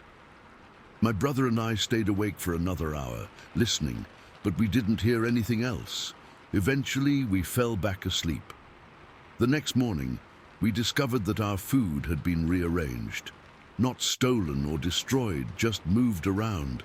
The containers were still hanging from the tree branch where we'd left them, but they were in different positions, and some of the rope had been retied with knots that none of us remembered making. One of the guys found large footprints in the soft dirt near the fire pit. They were definitely not human, too big, wrong shape, with what looked like 4 toes instead of 5. But they weren't bear tracks either. They were more like human footprints that had been stretched and distorted, if that makes sense. We spent most of Sunday morning talking about what might have visited us during the night. None of us wanted to admit we were scared, but we were all definitely unsettled by the whole experience. The footprints, the careful way whatever it was, had moved around our campsite, the fact that it had messed with our food without actually taking any of it. None of that fit the behavior patterns of any animal we knew about. My brother's friends suggested we break camp and head home early, but the rest of us didn't want to look like we were running away from something we couldn't even identify. We decided to stay for one more night as originally planned. That afternoon, we decided to play some war games. We'd brought a couple of toy rifles, realistic looking but obviously fake, and we figured we could have some fun with mock combat scenarios in the forest around our campsite. We split up into 2 teams and spread out through the trees, playing elaborate games of hide and seek with the toy guns. I was on my own, trying to work my way around to flank the other team, when I found myself in a thick patch of undergrowth about a 1/4 mile from our camp. I knelt down behind some ferns and thick bushes, trying to spot the other guys so I could get the drop on them. I was scanning the forest when I raised my head and looked directly ahead of me. Not more than 30 feet away, partially hidden behind a large tree trunk, something was looking back at me. At first, my brain tried to process it as one of the other guys, but within a split second I realized this wasn't human. The head and shoulders were visible above a fallen log, and I could see the upper part of the torso. The entire body was covered in black hair, not fur like an animal, but coarse black hair that looked almost human, but much thicker and longer. The face was the most shocking part. It wasn't quite human and wasn't quite ape. The features were more human than animal, but everything was larger and more pronounced than it should be. The forehead was prominent, the jaw was heavy, and the eyes were small and dark. Brown or maybe black, I couldn't tell from that distance. But those eyes were definitely intelligent. This thing was looking at me with the same kind of focused attention that I was looking at it with. We were studying each other, both of us trying to figure out what the other one was. The skin on its face was dark, almost black, visible beneath the black hair that covered most of its features. The shoulders were incredibly broad, much wider than any human could be, and I could see thick muscles beneath the hair on its arms and chest. We stared at each other for what felt like forever, but was probably only about 10 seconds. I was completely frozen, not from fear exactly, but from pure shock at seeing something that shouldn't exist. Then I did something incredibly stupid. I raised my toy rifle and pointed it at the creature, and I said, "Got you," like it was one of the other guys in our war game. The change in the creature's expression was immediate and unmistakable. The look of curiosity and intelligence was replaced by something that I can only describe as disappointment and disgust. Like it had been interested in me as a fellow thinking being, but now realized I was just another human with a weapon. The creature straightened up to its full height. It had to be at least 8 feet tall, maybe more, and without any hurry or sign of fear, it turned and walked away into the forest. I never got a good look at its full body because of the undergrowth and trees, but I could see enough to know that it moved upright like a human, with long, powerful strides that covered ground quickly despite the rough terrain. I sat there in the bushes for probably 5 minutes, trying to process what I'd just seen. Part of me wanted to believe I'd imagined it or misidentified some kind of known animal, but I'd gotten too good a look, been too close, seen too much detail. This was definitely some kind of unknown creature, something that lived in these mountains and had intelligence and emotions that were recognizably similar to human intelligence and emotions. When I finally made it back to the campsite, I tried to tell the other guys what I'd seen, but the words came out all jumbled and confused, and I could tell they thought I was either making it up or had been spooked by shadows and tree shapes. My brother was the only one who took me seriously, probably because he'd heard the strange chatter the day before and had experienced the nighttime visitor along with me. But even he seemed skeptical about my description of actually seeing a creature face to face. We packed up and headed home that evening, cutting our trip short by 1 day. None of us wanted to spend another night in that area after everything that had happened. Over the years, I've thought about that encounter thousands of times. What bothers me most isn't the fear or shock of seeing something that shouldn't exist. It's the memory of how the creature's expression changed when I pointed that toy rifle at it. In that brief moment before I acted like an idiot with a weapon, there had been a connection between us, two intelligent beings recognizing each other across the species barrier, curious about each other, maybe even friendly. But as soon as I treated it like a target in a game, that connection was broken.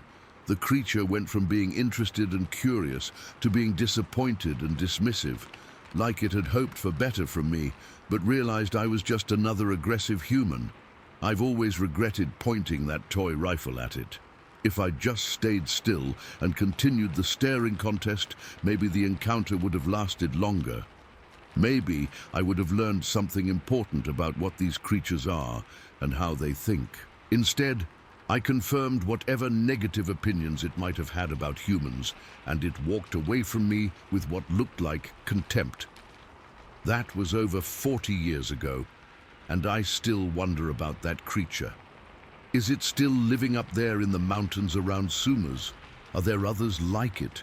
Do they remember individual humans who behave badly toward them? I never went back to that area. Part of me wanted to return and maybe try to find the creature again, to somehow apologize for treating it like a target instead of like a fellow thinking being. But I figured that if it was smart enough to show disappointment and disgust, it was probably smart enough to avoid humans who had already proven they couldn't be trusted. The whole experience changed how I think about intelligence and what kinds of life might be sharing this world with us. That creature was definitely thinking and feeling in ways that were recognizably similar to human thought and emotion, but it was also clearly something else entirely. What scares me most is knowing that there are probably other people who've had similar encounters, but instead of toy rifles, they might have been carrying real weapons. And unlike me, they might not have hesitated to use them when faced with something they didn't understand. I hope that creature found a way to live peacefully in those mountains, far away from humans who might see it as a threat rather than as another intelligent being trying to make its way in the world. But I'll never stop regretting that I blew the chance to have a real connection with something remarkable and mysterious. Story 8. I need to tell you about 2 encounters I had with something that shouldn't exist, and how they're connected in a way that still gives me chills 43 years later. The first incident happened in 1980 when I was traveling with my family from California to Washington. We were moving. My dad had gotten a job transfer, and we were relocating from the Bay Area to Seattle. It was a long drive with all our belongings packed into a moving truck that my dad was driving, while the rest of us followed behind in our car. We'd been driving for most of the day, and it was getting late when we decided to stop for the night at a campground in the Three Sisters Mountain area in Oregon. If you've never been there, it's some of the most remote and heavily forested country you'll find anywhere in the Pacific Northwest. Dense stands of Douglas fir and pine that stretch for miles without any sign of human civilization. The campground we found wasn't much more than a clearing with some basic facilities, a few picnic tables, fire pits, and an outhouse. But it was late, and we were tired, so it looked perfect for what we needed. There were no other campers there, which wasn't surprising given how far off the main highway we were. My dad parked the moving truck at the edge of the campground where it wouldn't block anything, and we set up our tents near one of the picnic tables. The whole area was surrounded by thick forest, the kind of woods where you can't see more than maybe 50 feet in any direction because of all the undergrowth and fallen logs. We had dinner, sat around a small campfire for a while, and then everyone went to bed. I was sharing a tent with my younger brother, and my parents were in their own tent about 20 feet away. By around 10:30, everyone was settled in for the night. I woke up sometime after midnight needing to use the bathroom. The outhouse was maybe 100 feet from our campsite, which meant I'd have to walk through the dark forest to get there. Normally this wouldn't have bothered me. I'd been camping plenty of times before, but something felt different about this place. The silence was absolute. No insects, no wind in the trees, no normal forest sounds that you'd expect to hear at night. It was like everything in the area was holding its breath, waiting for something to happen. I grabbed a flashlight and started walking toward the outhouse, following a narrow dirt path through the trees. The beam of my flashlight only illuminated maybe 10 or 15 feet ahead of me, creating this moving circle of light, surrounded by complete darkness. I'd made it about halfway to the outhouse when I started feeling like I was being watched. You know that sensation you get sometimes, like there are eyes on you even though you can't see anyone. It was so strong I actually stopped walking and turned around, shining my flashlight back toward our campsite. That's when the smell hit me. It was unlike anything I'd ever encountered before. Musky, animal-like, but also somehow organic in a way that was almost overwhelming. Like a mixture of wet dog, rotting vegetation, and something else I couldn't identify. The smell was so strong and so foreign that it made my eyes water. I started walking faster toward the outhouse, trying to ignore the feeling that something was following me. But as I walked, I could hear subtle sounds in the forest around me, branches moving, leaves rustling, the sound of something large keeping pace with me through the trees. By the time I reached the outhouse, I was practically running. I did what I needed to do as quickly as possible and started heading back toward camp. But now, I was sure that something was out there in the darkness, moving parallel to the path I was taking. I was maybe 20 feet from our campsite when I felt compelled to turn around and shine my flashlight behind me. The beam cut through the darkness and illuminated the trees along the path I'd just traveled. Standing there, partially hidden behind a large Douglas fir tree, was the outline of something that made my blood freeze. I could see what looked like a massive, hairy chest. The thing had to be enormous.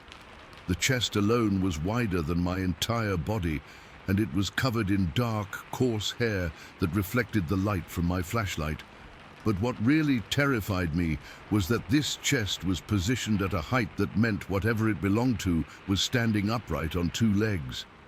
I moved the beam of my flashlight upward, trying to see more of this creature, and that's when I saw the eyes. Large brown eyes that reflected the light like an animal's, but with an intelligence behind them that was unmistakably aware. These weren't the eyes of a deer or bear caught in headlights. These were the eyes of something that was studying me just as intently as I was trying to study it. The creature had to be at least 8 feet tall, probably taller. I'm 5'11", and even from 20 feet away, I could tell that this thing towered over me. The proportions were all wrong for a human, too broad, too muscular, with arms that seemed to hang down longer than they should. We stared at each other for what felt like an eternity, but was probably only a few seconds. I was completely paralyzed by fear and shock. Part of my brain was trying to rationalize what I was seeing. Maybe it was just shadows and tree branches creating an optical illusion. But the eyes gave it away. There was definitely something alive and intelligent looking back at me. Then, without any warning, the creature turned and disappeared into the forest. I don't mean it ran away or crashed through the undergrowth like a panicked animal. It just melted back into the darkness with barely a sound, like it had never been there at all. I ran back to our campsite and dove into my tent, my heart pounding so hard I thought it might wake up my brother. I lay there for hours, listening for any sound that might indicate the creature had returned, but the forest remained completely silent. The next morning, I tried to convince myself that I'd imagined the whole thing. Maybe it had been a bear standing on its hind legs, or maybe my tired mind had played tricks on me in the darkness. I didn't tell my family what I'd seen because I knew they'd think I'd had a nightmare or been spooked by normal forest sounds. We packed up and continued our trip to Washington, and within a few days I'd almost managed to convince myself that the incident in Oregon had been some kind of hallucination brought on by exhaustion and unfamiliar surroundings. But then, exactly 1 year later, I had another encounter that proved I hadn't imagined anything. I was living in Washington by then, attending college near Seattle.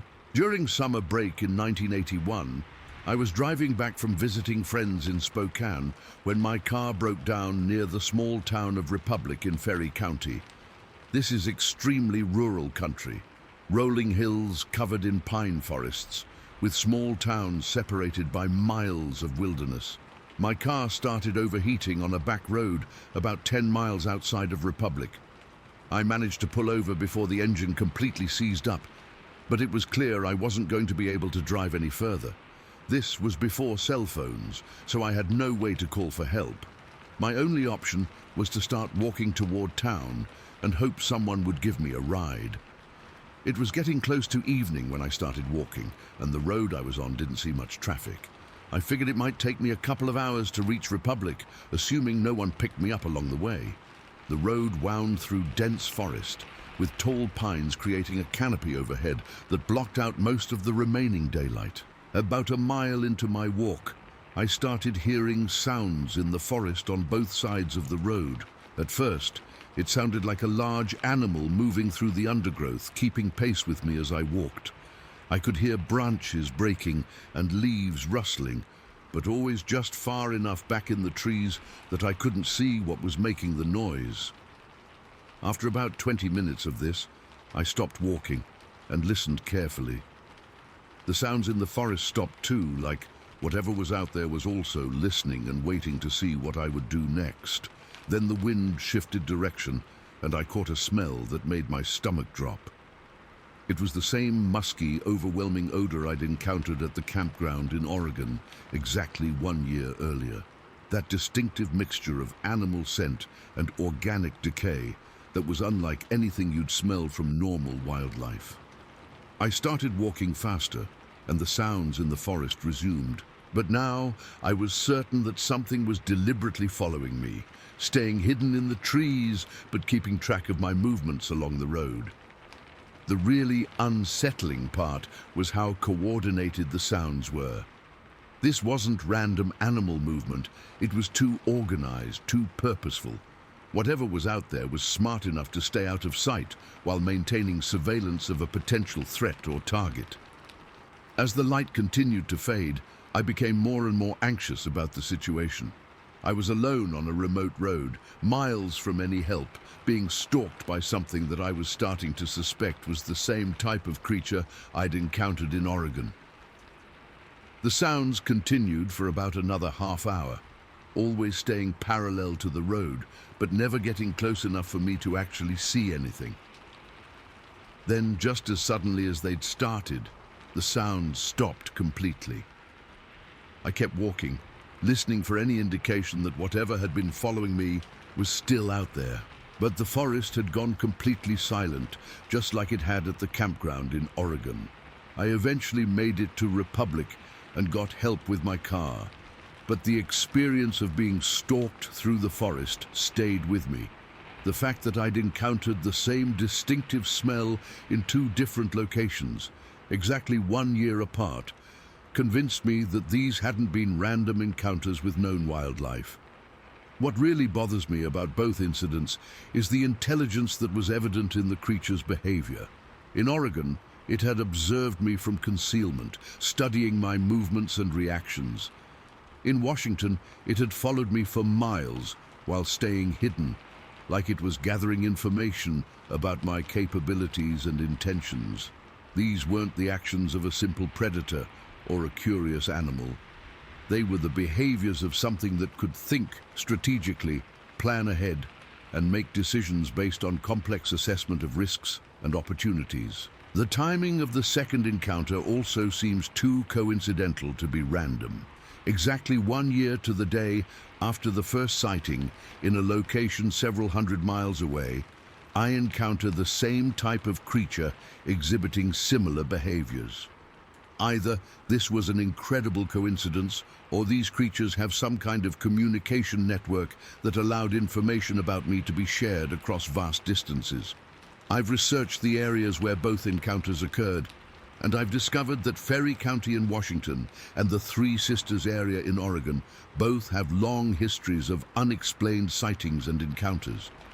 Local residents in both areas have reported finding large footprints, hearing unusual sounds in the forest, and occasionally catching glimpses of large, upright figures moving through remote areas. What disturbs me most is the realization that if these creatures exist, and if they're as intelligent as my experiences suggest, they're probably aware of far more human activity than we realize. They might be observing us regularly, studying our behaviors and patterns while remaining completely undetected. The fact that I was stalked for miles through the Washington forest without ever actually seeing the creature that was following me demonstrates a level of stealth and woodcraft that's almost supernatural. Something that large shouldn't be able to move through dense forests so quietly and remain so completely hidden. Over the years, I've occasionally returned to both locations, partly out of curiosity and partly hoping for another encounter that might provide more answers about what I experienced. but I've never seen or heard anything unusual during these return visits. I think these creatures, whatever they are, only reveal themselves when they choose to, and only to people who happen to be in the right place at the right time, under circumstances that make detection unlikely. The encounter in Oregon showed me a creature that was comfortable revealing itself, because it felt secure in its environment and confident in its to disappear if necessary. The encounter in Washington showed me a creature that was skilled enough to maintain surveillance while remaining completely invisible. Both experiences convinced me that there are forms of intelligent life in the remote wilderness areas of the Pacific Northwest that science hasn't yet acknowledged or studied. And based on the sophisticated behavior I witnessed, I suspect these creatures understand far more about us than we understand about them. What scares me most is knowing that I was completely helpless during both encounters. If either creature had decided to approach me directly or had any aggressive intentions, there would have been nothing I could do to protect myself. But the fact that both encounters ended peacefully suggests that these creatures aren't necessarily hostile toward humans. They seem more interested in observation and assessment than in confrontation or attack. Still, the memory of those intelligent brown eyes studying me from the darkness, and the knowledge that something large and unknown stalked me for miles through remote forest, continues to haunt me decades later.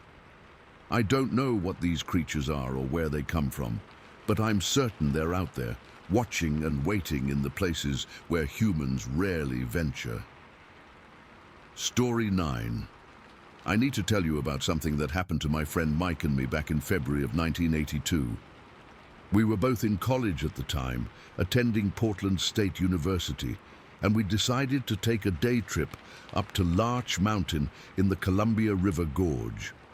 Mike and I had been friends since high school, and we both loved hiking and exploring the wilderness areas around Portland.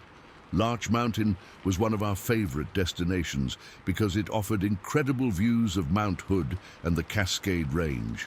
Plus, it was only about an hour drive from campus. February 14th, 1982 was a Sunday, and we'd decided to drive up there early in the morning to catch the sunrise from the viewpoint at the summit. This wasn't unusual for us.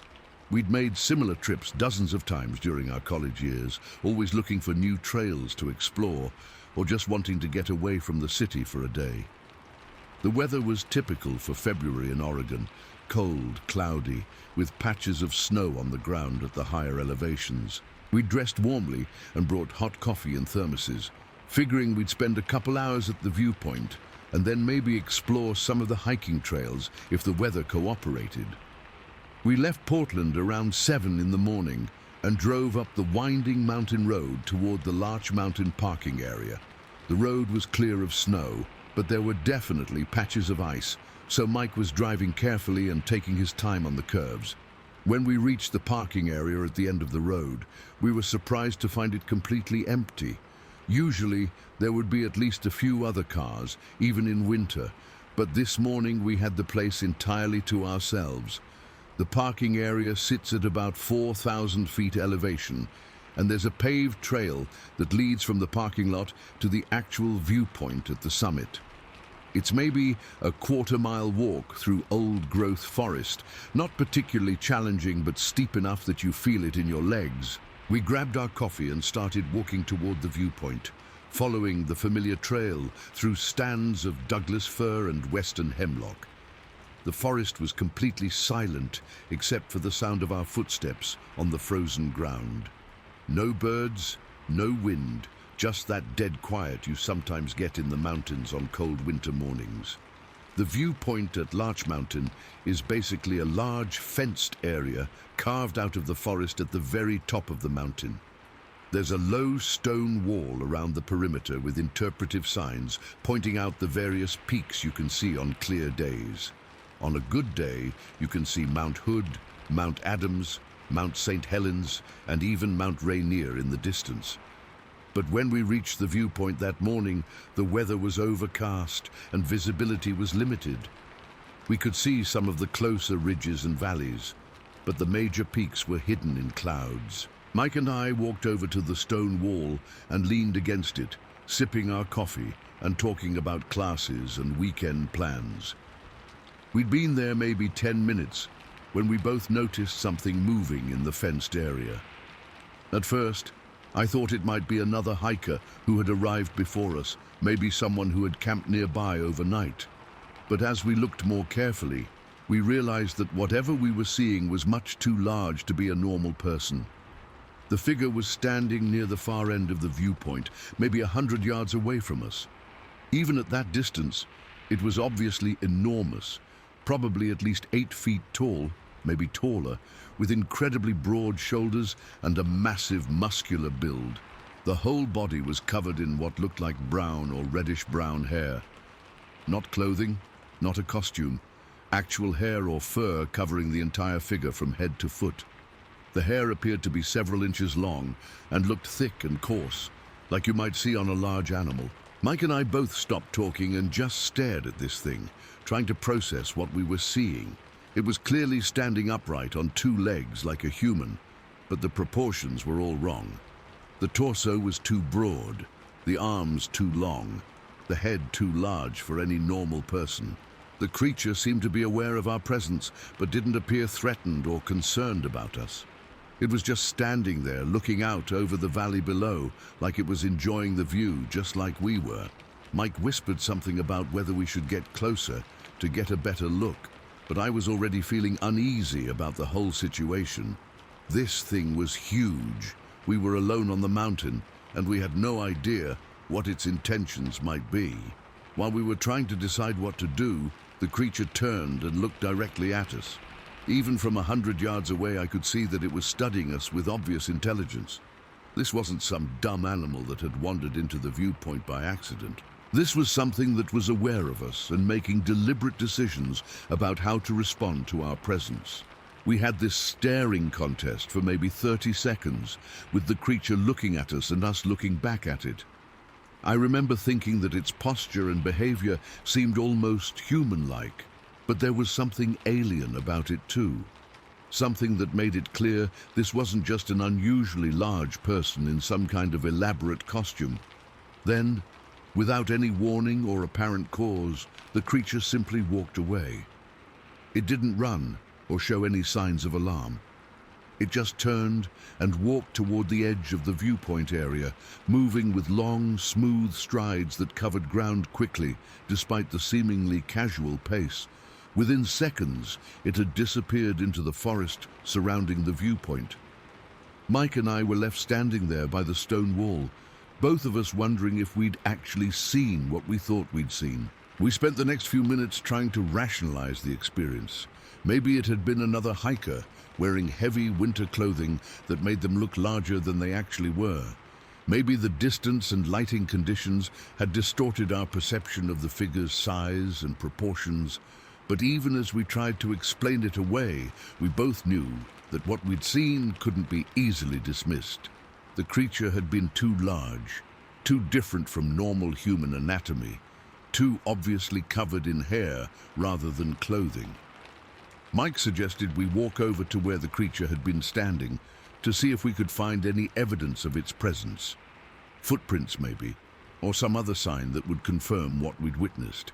We made our way across the viewpoint area to the spot where the figure had been standing. The ground there was partially frozen, with patches of snow and ice mixed with exposed dirt and pine needles. We found footprints, large, clearly defined impressions in a muddy patch of ground that had been sheltered from the frost by overhanging tree branches. The prints were definitely not human. Too big, wrong shape, with clear impressions of toes that were much too large and thick for any person.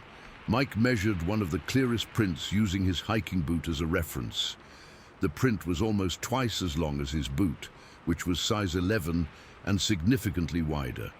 The stride length between prints was enormous, probably close to 5 feet from one step to the next. But what really convinced us that we'd seen something extraordinary was finding more evidence of the creature's presence.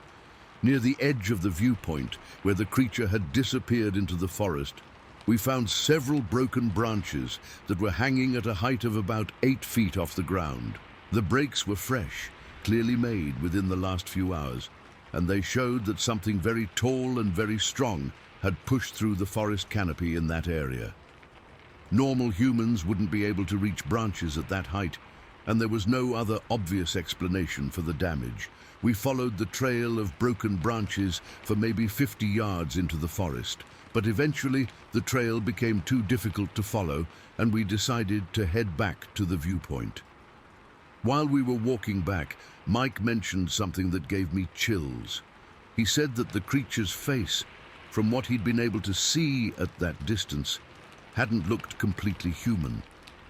The features were too heavy, too pronounced, more like what you might expect from some kind of primitive human ancestor. I'd been focused on the creature's overall size and build, so I hadn't paid as much attention to facial details.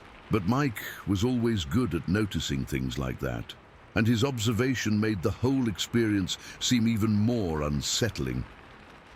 We spent another hour at the viewpoint, partly hoping the creature might return, and partly just trying to process what we'd experienced, but we didn't see or hear anything else unusual. On the drive back down the mountain, we started talking about what we should do with this information. Should we report it to park rangers or Forest Service personnel? Should we try to contact researchers who study unexplained phenomena? In the end, we decided to keep the experience to ourselves, at least initially. We both knew how crazy the story would sound, and we didn't want to be dismissed as college kids with overactive imaginations. But as we were driving down the mountain road, we encountered something that made us reconsider our decision to stay quiet about what we'd seen. About halfway down the mountain, we came around a curve and found 2 guys standing next to a car parked on the side of the road. They were both dressed in clothing that looked like it came straight out of the 1950s. Short-sleeved button-up shirts, despite the fact that it was February and probably 30 degrees outside. Mike slowed down and rolled down his window to ask if they needed help. One of them walked over to our car and leaned down to talk to us. This guy looked like he'd stepped out of a time warp, slicked back hair, perfectly clean-shaven, wearing a shirt that looked like it belonged in an old TV show. Mike asked if their car had broken down or if they needed assistance, and the guy said no, they were fine. Then he asked us a question that made both of us very uncomfortable. He asked if we'd seen anyone else up on the mountain that morning. Not anything else or anything unusual. Specifically, anyone else, like he was looking for a person. Mike and I exchanged glances, both of us thinking about the creature we'd seen at the viewpoint. Mike told the guy that we hadn't seen any other people, which was technically true. Then the guy asked us another strange question. He wanted to know if we'd noticed anything out of the ordinary during our visit. Again, his phrasing was very specific and deliberate, like he was fishing for information about something particular. We told him no. Everything had seemed normal. And after a few more seconds of awkward conversation, he thanked us and stepped back from our car. As we drove away, I looked back and saw both guys still standing by their car, watching us leave. The whole encounter felt wrong somehow. Who goes hiking in the Cascade Mountains in February wearing short-sleeved shirts? And why were they asking such specific questions about whether we'd seen anyone or noticed anything unusual? Mike and I talked about those 2 guys for the rest of the drive back to Portland. Their clothing, their questions, their general demeanor, everything about them seemed out of place and suspicious. Over the years, I've wondered if there was some kind of connection between the creature we saw at the viewpoint and those 2 strange men we encountered on the road. Were they looking for the same thing we'd seen?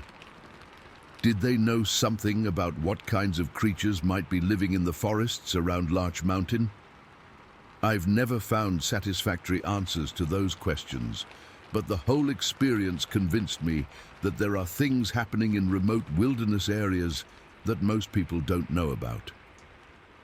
Mike and I returned to Larch Mountain several times over the next few months, hoping to see the creature again or find additional evidence of its presence.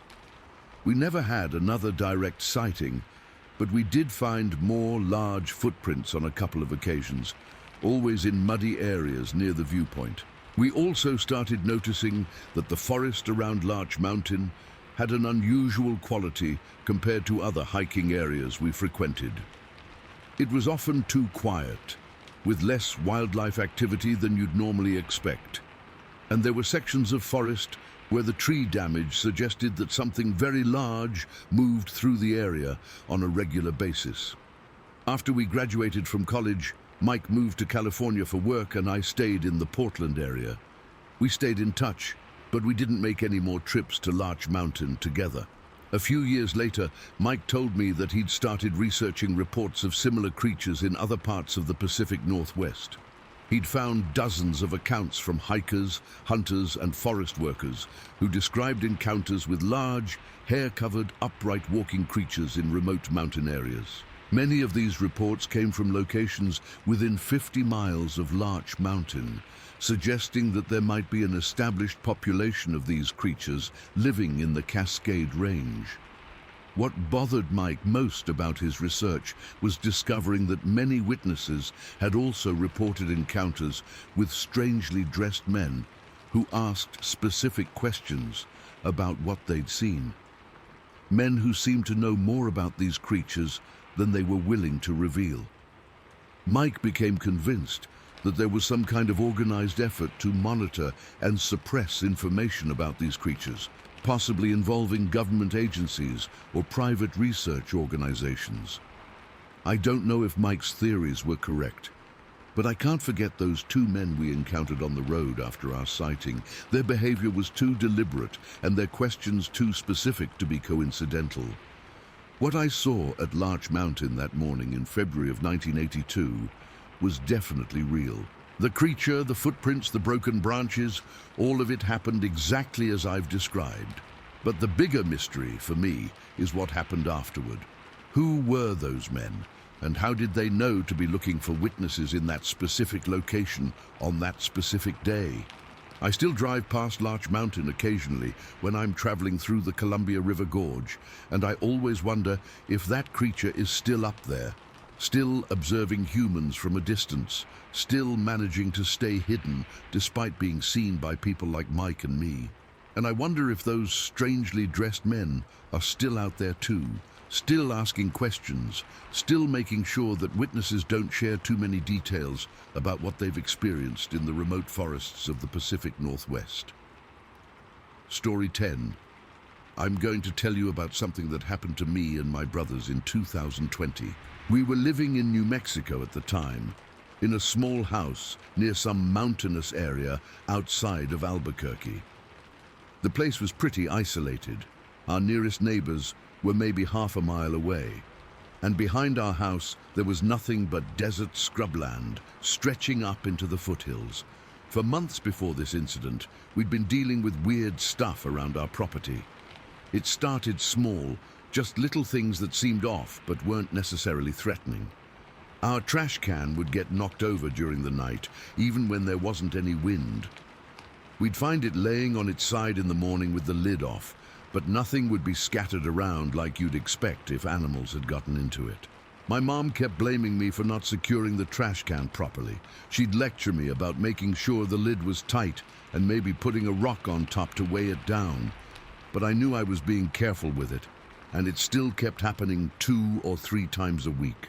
We also started hearing footsteps outside the house at night. Heavy footsteps, like someone wearing boots, walking around the perimeter of our property. At first, we thought it might be neighbors or maybe someone checking on utility lines, but it always happened late at night when no legitimate workers would be out there. My brothers and I would hear these footsteps and look out the windows, but we never saw anyone. The footsteps would move around the house, pause for a while, then continue. Sometimes they'd stop right outside our bedroom windows for what felt like several minutes before moving on. The whole family was getting nervous about it, but we didn't know what to do. We called the sheriff's department a couple times, but by the time deputies arrived, whoever had been walking around was always gone. The deputies would check the property and never found any signs of trespassing or damage. This went on for probably 3 or 4 months. The trash can getting knocked over, the nighttime footsteps, occasionally finding large prints in the dirt around our house that didn't look quite human, but weren't clearly animal either. Then came the night that changed everything. It was sometime in late October, probably around midnight or maybe a little after. I'd gotten up to use the bathroom and was walking back to my bedroom when I heard the footsteps outside again.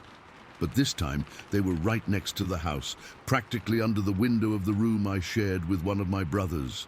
I grabbed a flashlight we kept on the kitchen counter and decided I was going to find out once and for all what was making these sounds. I was tired of being afraid in my own house, tired of the mystery, tired of my mum thinking I was lying about securing the trash can properly. I unlocked the front door as quietly as I could and stepped outside into the cold night air. The footsteps had stopped, but I could feel that something was still out there. You know that sensation when you're being watched. The hair on the back of my neck was standing up. I turned on the flashlight and started sweeping the beam around the yard, looking for whoever or whatever had been walking around our house. For the first few seconds, I didn't see anything unusual. Just our yard, some desert plants, the trash cans by the side of the house. Then I turned the flashlight toward the back of the property, where the desert scrubland started getting thicker, and the beam caught something that made my heart stop. Standing maybe 30 feet away from me was the biggest, most terrifying creature I'd ever seen in my life. It was at least 7 feet tall, maybe taller, covered from head to toe in brown hair that looked thick and matted. The body was massively muscled, with shoulders that were broader than any human could possibly be. The arms were longer than they should be, hanging down almost to its knees, but it was the face that really got to me. It looked almost human, but not quite. The features were more pronounced than a normal person's, a heavier brow, a wider nose, a larger jaw. The skin that was visible through the brown hair was lighter colored than the hair itself, giving it this weird contrast that made it look even more unnatural. The creature had been walking toward the house when my flashlight caught it, but when the light hit its face, it immediately raised both hands to cover its eyes, like the light was hurting it, or maybe just surprising it. We stood there for what felt like forever, but was probably only a few seconds, me holding the flashlight on this impossible thing and it trying to shield its eyes from the beam. I could see its chest rising and falling as it breathed, could see the muscles in its arms and shoulders as it moved. Then my brain finally caught up with what I was seeing, and I let out the loudest scream I've ever produced in my life. I mean, I absolutely lost it. I screamed something like, "What the hell is that thing?" and dropped the flashlight, which hit the ground and went out. In the darkness, I could hear the creature moving, not running away like I would have expected, but just shifting position, like it was trying to decide what to do about this situation. I fumbled around on the ground trying to find the flashlight, and when I finally got it working again and pointed it back toward where the creature had been, it was gone. Just vanished into the desert scrubland like it had never been there. I ran back into the house and woke up my whole family, trying to explain what I'd seen. Everyone came outside with more flashlights to search the area, but we didn't find any trace of the creature. We did find some large footprints in the soft dirt near where I'd seen it, but they were partial prints and not clear enough to be definitive. The next morning, my grandmother came over after my mom called her about what had happened. My grandmother is Mexican, and she grew up hearing old stories from her family about things that lived in the desert and mountains. When I described what I'd seen, my grandmother nodded like she knew exactly what I was talking about. She told me that in our Latino-Mexican culture, we have names for these creatures. We call them Los Grandes, the big ones. According to my grandmother, they're our distant relatives who have always lived alongside humans, but in caves and remote areas where people don't usually go. My grandmother said that Los Grandes usually avoid contact with humans, but sometimes they get curious about our communities and will observe us from a distance. She said they're not necessarily dangerous, but they're powerful and should be treated with respect. But she also said that if one of them was getting bold enough to come right up to our house and walk around our property, it meant it was probably getting too comfortable with human contact, and that could become a problem for both us and the creature. My grandmother went into the kitchen and wrote something on a piece of paper, a note in Spanish. Then she took an apple from our fruit bowl and went outside to the area where I'd seen the creature. She placed the apple on the ground and put the note next to it, weighing it down with a small rock so the wind wouldn't blow it away. When I asked her what the note said, she told me it was a message explaining that this was the creature's last meal from our family and that it needed to find somewhere else to live because it wasn't safe for either of us if it kept coming around our house. I thought this was all pretty ridiculous, leaving a note for some kind of cryptid creature like it could read Spanish. But my grandmother was completely serious about it, and she insisted that Los Grandes were intelligent enough to understand the meaning of the message even if they couldn't literally read the words. She told us to leave the apple and note alone and see what happened overnight. The next morning, both the apple and the note were gone. Not eaten on the spot like an animal would do, but taken away completely. There were some large footprints around the area where my grandmother had left them, but they led off into the desert and disappeared on harder ground where tracks wouldn't show. That was over 3 years ago, and we never saw the creature again. The nighttime footsteps stopped completely. Our trash cans stopped getting knocked over. All the weird activity that had been going on for months just ended. My grandmother said this proved that Los Grandes really are intelligent and that they can understand when humans are trying to communicate with them. She said the creature had accepted her message and found a new territory somewhere else, away from our house. I still don't know what to make of the whole experience. Part of me wants to believe my grandmother's explanation, that we were dealing with some kind of undiscovered primate species that has learned to coexist with humans by staying hidden most of the time. But another part of me thinks about how human-like the creature's face was, how intelligent its behavior seemed, how it responded to my grandmother's message. Maybe these things aren't just animals. Maybe they really are some kind of distant human relative that has evolved differently from us. What I know for certain is that what I saw that night was real. The creature was definitely there, definitely looking at me with those dark eyes, definitely as surprised to see me as I was to see it. And I know that my grandmother's method of dealing with the situation worked. Whatever that creature was, wherever it came from, it understood that it needed to leave us alone and find somewhere else to live.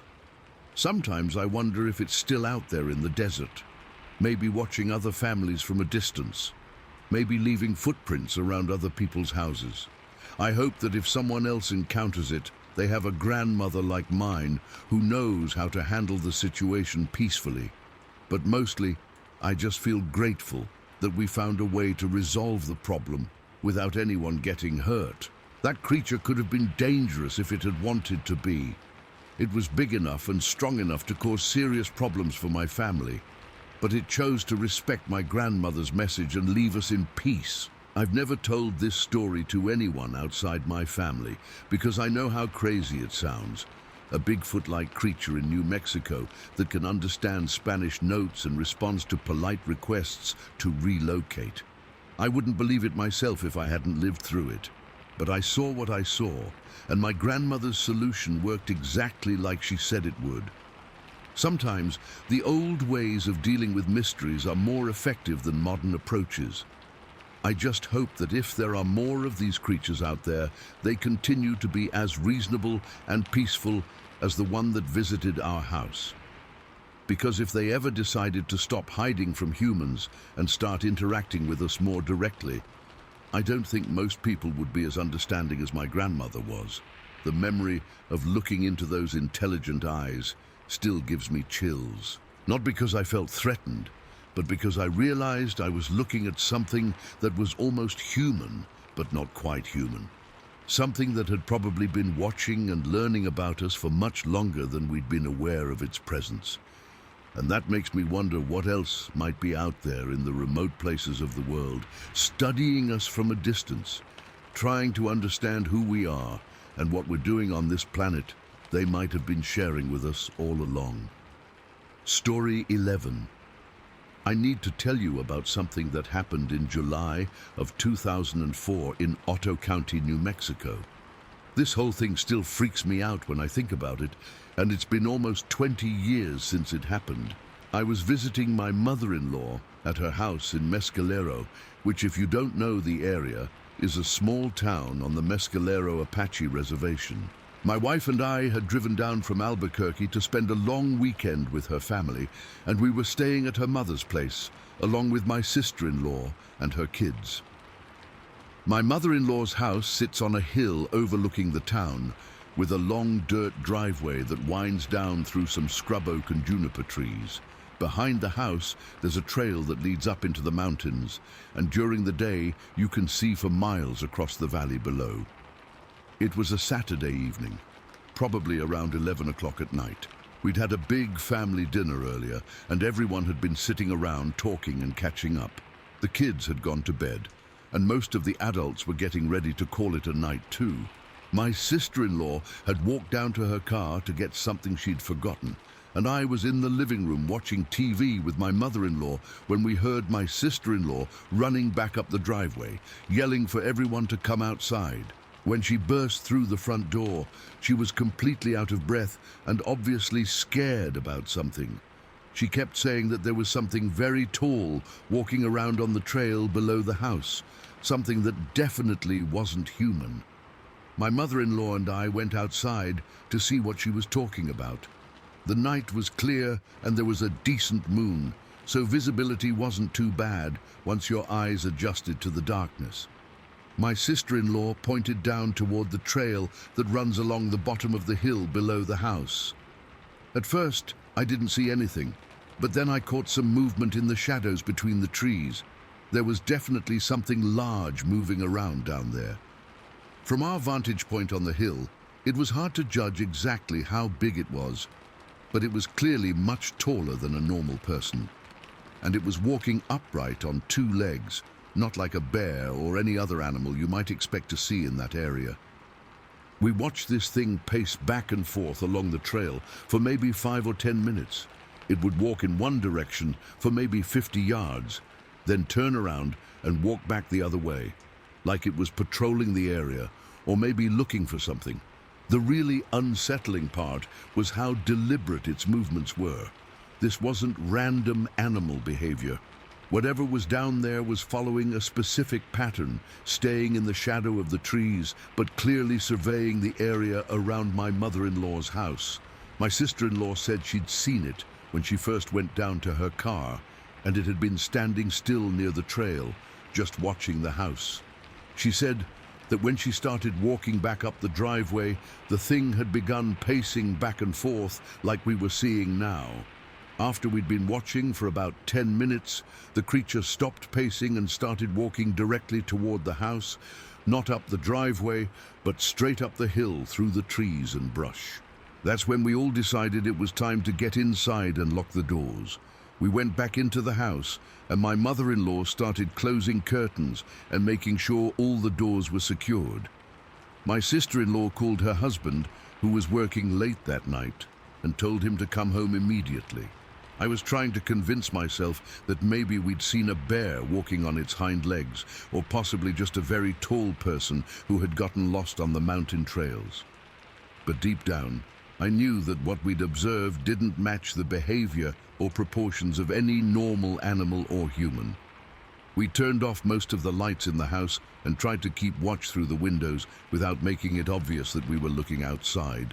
For about 20 minutes, everything seemed quiet and normal. Then we started hearing sounds from the dining room. It sounded like someone was throwing objects around in there. Dishes clattering, furniture scraping across the floor, heavy impacts against the walls. But when I looked through the doorway from the living room, I couldn't see anything that would explain the noise. My mother-in-law grabbed a baseball bat that she kept by the front door, and I found a heavy flashlight to use as a weapon if necessary. We all moved toward the dining room to investigate the sounds. When I stepped into the dining room and turned on the lights, everything looked normal at first. The table and chairs were in their usual positions. The dishes were still in the china cabinet. Nothing appeared to be damaged or out of place. But then I noticed the window. The dining room has a large window that looks out toward the back of the property, and there was a small table positioned right underneath it with a decorative bowl that my mother-in-law used for fruit and snacks. As I was looking at the window, trying to figure out what might have caused the sounds we'd heard, I saw something that made my blood freeze. A hand was reaching through the window from outside. Not a human hand. This thing was huge, easily twice the size of a normal person's hand, with fingers that were too long and too thick to belong to any human. The skin looked dark, almost black, and it was covered with coarse hair on the back and knuckles. The hand was reaching across the small table, trying to grab the decorative bowl that had food in it. I could see the massive forearm extending through the window, showing that whatever this appendage belonged to was incredibly muscular and powerful. I stood there frozen for probably 3 or 4 seconds, just watching this enormous hand fumbling around on the table, trying to get a grip on the bowl. Then my brain kicked in, and I started yelling for everyone to get back, that there was something trying to get into the house. The hand immediately withdrew when I started shouting, but I could see through the window that the creature was still right outside. The window was maybe 4 feet off the ground on the inside, which meant that whatever was out there was tall enough to reach through it easily while standing on the ground. My mother-in-law ran to the phone and called the conservation office. I guess that's who you call in a small reservation town when you have wildlife problems. I stayed in the dining room, keeping watch on the window to make sure the creature didn't try to get in again. We could hear it moving around outside the house, heavy footsteps circling the building like it was looking for another way to get inside. At one point, it seemed to be right outside the front door, and we heard what sounded like sniffing, like it was trying to identify the scents coming from inside the house. The conservation officer showed up about 30 minutes later, but by then, the creature was gone. We told him what had happened, and he said that the area had been dealing with problems from a large unknown animal for the past few years. He called it a Bigfoot, which was the first time I'd heard anyone in an official capacity use that term seriously. The officer told us that this thing had been spotted around Mescalero multiple times over the past couple of years. It had approached other houses, rummaged through garbage, and generally caused problems for residents who encountered it. He said that about 2 years earlier, one of my brother-in-law's friends had an even more dramatic encounter with what was probably the same creature. According to the conservation officer, my brother-in-law's friend had been walking home late one night when something started following him. He didn't think much of it at first, figured it might be a dog, or maybe someone else heading home from the same direction. But when he got to his house and started knocking on the door to wake up his family, he turned around and saw this massive hair-covered creature standing maybe 10 feet away from him, just watching. The creature didn't approach or act aggressively, but it also didn't leave when the man started yelling for his family to let him inside. It just stood there, studying him like it was trying to understand what he was and what he was doing. When the family finally opened the door and the man got inside, they could see the creature through their windows, still standing in the same spot, still watching the house.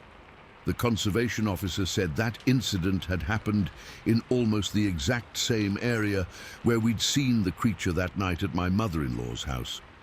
He thought we were probably dealing with the same individual and that it had established this general area as part of its territory. He also mentioned that the creature seemed to be particularly interested in food. Several residents had reported that it would approach houses where cooking odors were strong, and it had gotten into garbage cans and outdoor storage areas looking for anything edible. The officer warned us to be careful about leaving food outside or cooking with the windows open, since that seemed to attract the creature's attention. He also suggested that we keep doors and windows locked at night and that we call his office immediately if we had any more encounters. After he left, none of us got much sleep that night. We kept hearing normal house-settling sounds and wondering if the creature had returned. Every creak, every sound of wind in the trees outside made us jump. The next morning, we found large footprints in the soft dirt around the house. They were definitely not human, too big, wrong shape, with clear impressions of toes that were much larger than any person's. The prints showed that the creature had indeed circled the entire house, just like we'd suspected from the sounds we'd heard. We also found evidence that it had been at the dining room window for longer than just the few seconds when I'd seen its hand. The ground underneath the window was disturbed, with several clear footprints showing that it had stood there for an extended period. Most disturbing of all, we found scratches on the window frame where the creature's hand had scraped against the wood while reaching for the bowl. The scratches were deep and showed that whatever had made them was incredibly strong. My wife and I cut our visit short and drove back to Albuquerque that Sunday, but my mother-in-law and sister-in-law stayed in the house. Over the next few weeks, they reported several more incidents with the creature. It would show up every few days, always at night, always approaching the house and looking for food. Sometimes they'd just hear it moving around outside. Other times, they'd see it through windows, standing at the edge of the yard and watching the house. My sister-in-law said the most frightening incident happened about a month after our encounter. She was alone in the house with her kids when she heard the familiar heavy footsteps outside. When she looked through the living room window, she saw the creature standing maybe 20 feet from the house. But this time, it was holding something in its hands. It was carrying what looked like a small animal, maybe a rabbit or a prairie dog. The creature stood there for several minutes, holding this dead animal and looking at the house, like it was trying to decide whether to approach. My sister-in-law said it seemed like the creature was offering the dead animal as some kind of trade or gift, like it understood that humans valued food and was trying to establish some kind of exchange relationship. Eventually, the creature laid the dead animal on the ground near the house and walked away. When my sister-in-law checked the next morning, the animal was gone, but there were more large footprints in the area where the creature had been standing. These encounters continued sporadically for about 6 months, then suddenly stopped completely. My mother-in-law and the conservation officer both think the creature either moved to a different area or possibly died. But I've never been able to forget that night in July of 2004 when I saw that massive hand reaching through the dining room window. The size of it, the intelligence behind the behavior, the way it carefully tried to grab the bowl without damaging anything else on the table. Whatever that creature was, it wasn't just some dumb animal acting on instinct. It was problem-solving, making decisions, trying to interact with humans in ways that showed a level of understanding that most people wouldn't expect from an unknown species. And the fact that it kept returning to the same area, that it seemed to learn from each encounter and modify its behavior accordingly, suggests that these creatures, if there are more than one of them, have intelligence and memory capabilities that are far more sophisticated than most people realize.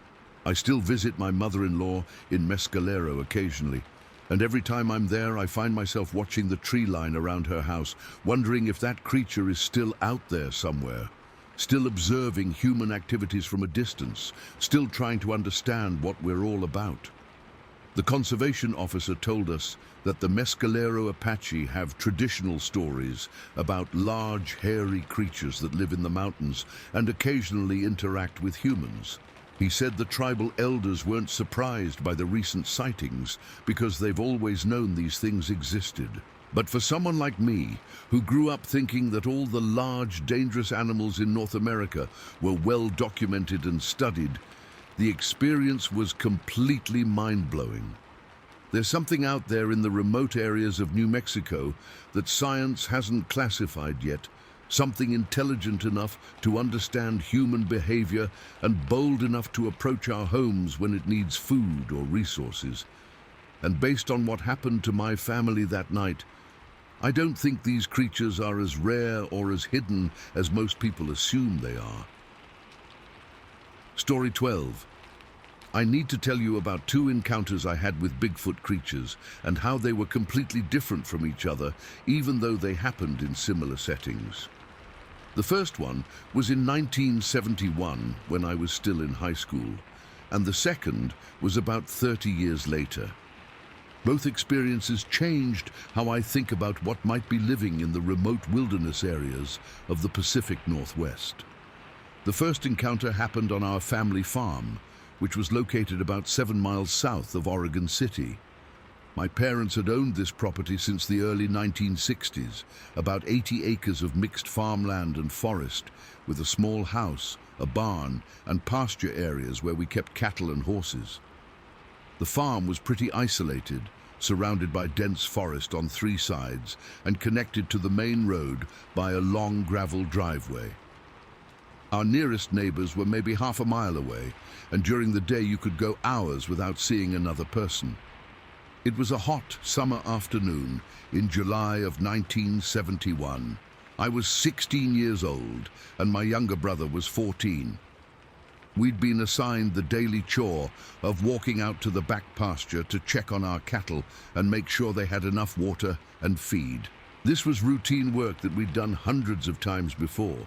The pasture was maybe a quarter mile from the house, past the barn, and through a section of second-growth forest. There was a well-worn path that led from the barn area to the pasture, and we knew every rock and tree root along the way. It was probably around 4 o'clock in the afternoon when we started walking toward the pasture. The weather was unusually hot for Oregon, probably in the high 80s or low 90s, and there wasn't much wind to provide any relief from the heat. When we got to within maybe 50 yards of the pasture, we could hear some kind of commotion coming from inside the barn. This wasn't normal. The barn was usually quiet during the afternoon, and any animals that might be in there would typically be resting during the hottest part of the day. The sounds we were hearing weren't like anything our cattle or horses would make. It was more like heavy objects being moved around, maybe hay bales being shifted, or equipment being dragged across the floor. My brother and I looked at each other, both of us wondering if maybe our dad had come out to the barn to work on something without telling us. But his truck wasn't parked anywhere that we could see, and he usually let us know when he was going to be working in the back areas of the property. We decided to investigate the sounds before continuing on to check the cattle. The barn door was partially open, which was normal during hot weather to allow air circulation, but we couldn't see inside from our angle of approach. As we got closer to the barn, the sounds inside stopped completely. Like whatever had been making the noise had suddenly become aware of our presence and decided to be quiet. My brother whispered something about maybe we should go get Dad before checking inside the barn, but I was curious and maybe a little bit cocky about being the older brother. I figured if it was just some animal that had gotten into the barn, we could handle the situation ourselves. I walked up to the barn door and peered inside. At first, everything looked normal. Hay bales stacked along one wall, some farm equipment in the corners, the usual collection of tools and supplies you'd expect to find in a working barn. But then I noticed that some of the hay bales had been moved. They were still stacked, but in different positions than they'd been in that morning when we'd done our chores. And there were scratches in the dirt floor that suggested something heavy had been dragged across it. I was still trying to figure out what might have caused these changes when I heard my brother making a strangled gasping sound behind me. I turned around to see what was wrong with him, and that's when I saw the creature. It was walking out of the barn through a side door that we hadn't been watching. The thing was enormous, easily 7.5 feet tall, maybe 8 feet, with incredibly broad shoulders and long, muscular arms. The entire body was covered in white or cream-colored hair that looked to be about 4 inches long all over. Not pure white like snow, but more of an off-white or cream color that was unlike anything I'd ever seen on any animal. What really struck me was how human-like the creature's posture and movement were. It walked upright on two legs with a confident, purposeful gait. The arms swung naturally at its sides, and the head was held in a position that suggested intelligence and awareness of its surroundings. But the proportions were definitely not human. The torso was massive, probably twice as broad as a normal person's, and the arms were much longer than they should be relative to the body size. The hands, when I could catch glimpses of them, were huge and looked incredibly powerful.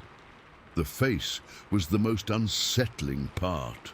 It was covered with the same cream-colored hair as the rest of the body, but I could see enough of the facial features to know that this wasn't entirely animal. The structure looked almost human, but larger and more pronounced than any person could be. The creature seemed to be aware of us, but it didn't act afraid or aggressive. It just walked calmly across the barnyard area, moving with those long, smooth strides toward the tree line at the edge of our property.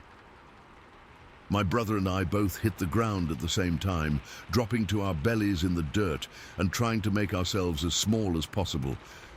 I don't know if this was conscious decision-making or just pure instinct, but we both felt like we needed to avoid being seen by this thing. From our position, lying in the dirt, we watched the creature walk across maybe 100 yards of open pasture before it reached the forest. Even at that distance, it was clear how massive and powerful it was. The stride length was enormous, and it moved with an ease that suggested it was completely comfortable in this environment. When it reached the tree line, the creature didn't pause or look back at us. It just walked into the forest and disappeared, moving through the thick undergrowth without making any noticeable sound. We lay there in the dirt for probably 5 more minutes, afraid to move in case the creature was still nearby. Eventually, we worked up the courage to get to our feet and walk back toward the house, both of us too shaken to continue with our original plan of checking on the cattle. When we told our parents what we'd seen, they were skeptical, but not dismissive. This was rural Oregon in the early 70s, and stories about Bigfoot sightings were fairly common in the region. Our parents had heard similar accounts from neighbors and other farmers, so they took our report seriously. We went back to the barn later that evening with our dad to look for evidence of the creature's presence. We found more of those scratches in the dirt floor, and several hay bales that had definitely been moved from their original positions, but there were no clear footprints or other physical evidence that would prove what we'd seen. That was my first encounter with a Bigfoot, and for years afterward I wondered if I'd ever see another one. The answer came about 30 years later in a completely different location and under very different circumstances. In 2001, I was working as a truck driver, hauling RV trailers from manufacturing facilities to dealers across the country. It was good work. I got to travel, the pay was decent, and I enjoyed the independence of being on the road. One of my regular routes took me from Oregon up to Calgary, Alberta, Canada. I'd make this trip maybe once a month, usually hauling 2 or 3 travel trailers on a specialized multi-car hauler that could transport several RVs at once. It was a cold day in late November when I was driving through the Canadian Rockies on Highway 1, somewhere between Calgary and the British Columbia border. There had been light snow falling for most of the day, not enough to make driving dangerous, but enough to coat the landscape and reduce visibility. I was driving carefully because of the road conditions, probably doing about 50 miles per hour in a section where the speed limit was normally 70. The highway winds through some spectacular mountain scenery in that area, with steep slopes on both sides and dense forest covering most of the terrain. My father was riding with me on this particular trip. He was retired by then, and occasionally came along on my longer hauls just to have something to do and to spend time together. He was a good traveling companion. We'd talk about family stuff, current events, or sometimes just enjoy the scenery and comfortable silence.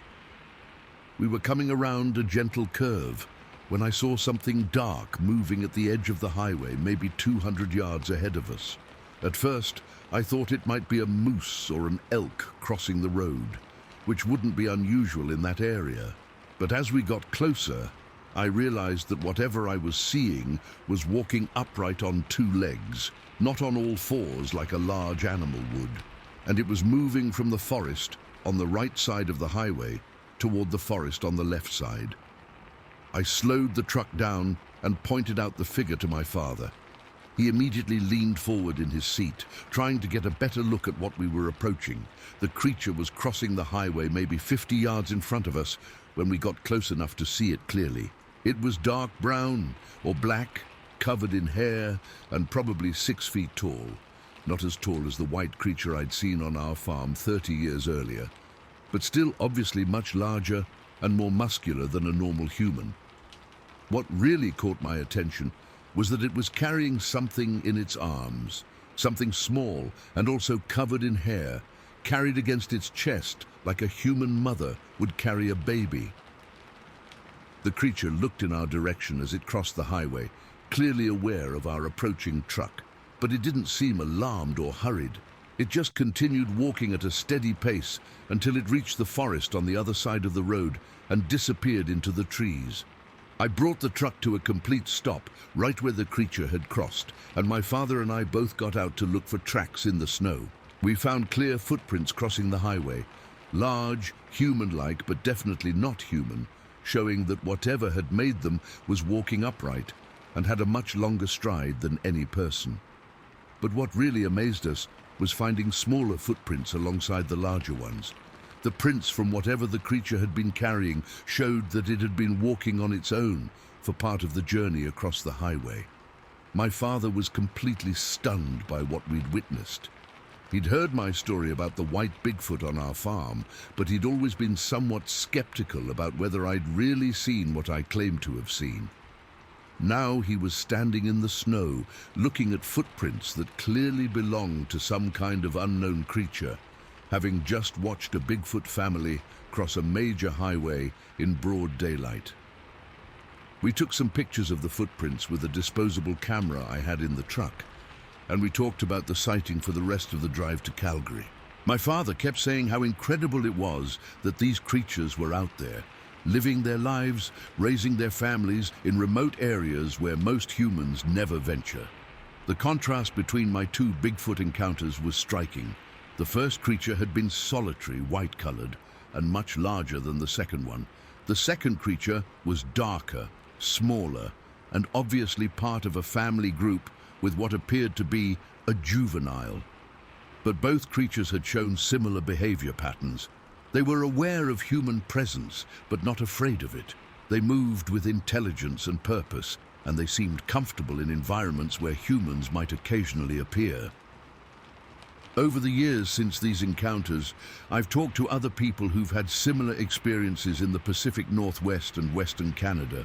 The stories are remarkably consistent. Sightings of large, hair-covered, upright walking creatures that display intelligent behavior and seem to live in family groups in remote forest areas.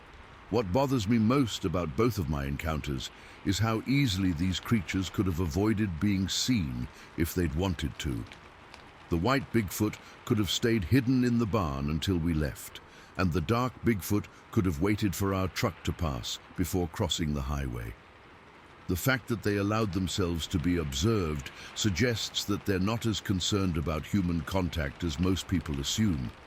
Maybe they're more curious about us than we realize, or maybe they're confident enough in their abilities that they don't see humans as a threat.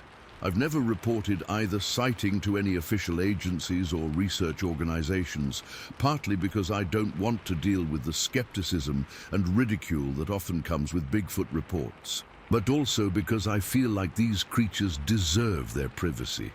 If there are populations of Bigfoot living in the remote wilderness areas of North America, they've obviously managed to coexist with human expansion and development for hundreds of years without causing problems. Maybe it's better if they remain undiscovered and undisturbed. But I know what I saw both times, and I know that there are things living in our forests that science hasn't acknowledged yet. Things that are intelligent, family-oriented, and probably much more aware of human activities than we are of theirs. Sometimes when I'm driving through remote areas, especially in the mountains of the Pacific Northwest, I find myself scanning the tree lines and wondering if I'm being watched by eyes that see and understand far more than I could ever imagine. Story 13. I need to tell you about something that happened when I was 15 years old on the Tulalip Indian Reservation in Washington State. This was back in 1972, and what we experienced that day still gives me nightmares over 50 years later. I was hanging out with two of my closest friends that summer. We'd all grown up on the reservation together and spent most of our free time exploring the forests and beaches around the area. The Tulalip Reservation sits right on Puget Sound, with thousands of acres of dense forest, clear cuts from logging operations, and remote areas where you could wander for hours without seeing another person. That particular day, in late July, we decided to hike out to an area that had been recently logged. There was a section of forest, maybe 3 miles from town, where the timber company had clear-cut a large area, leaving behind nothing but stumps and slash piles scattered across what used to be old-growth forest. We liked exploring these clear-cut areas because they were easy to walk through, and you could see for long distances in every direction. Plus, the logging roads provided access to parts of the forest that would normally be too thick with undergrowth to penetrate.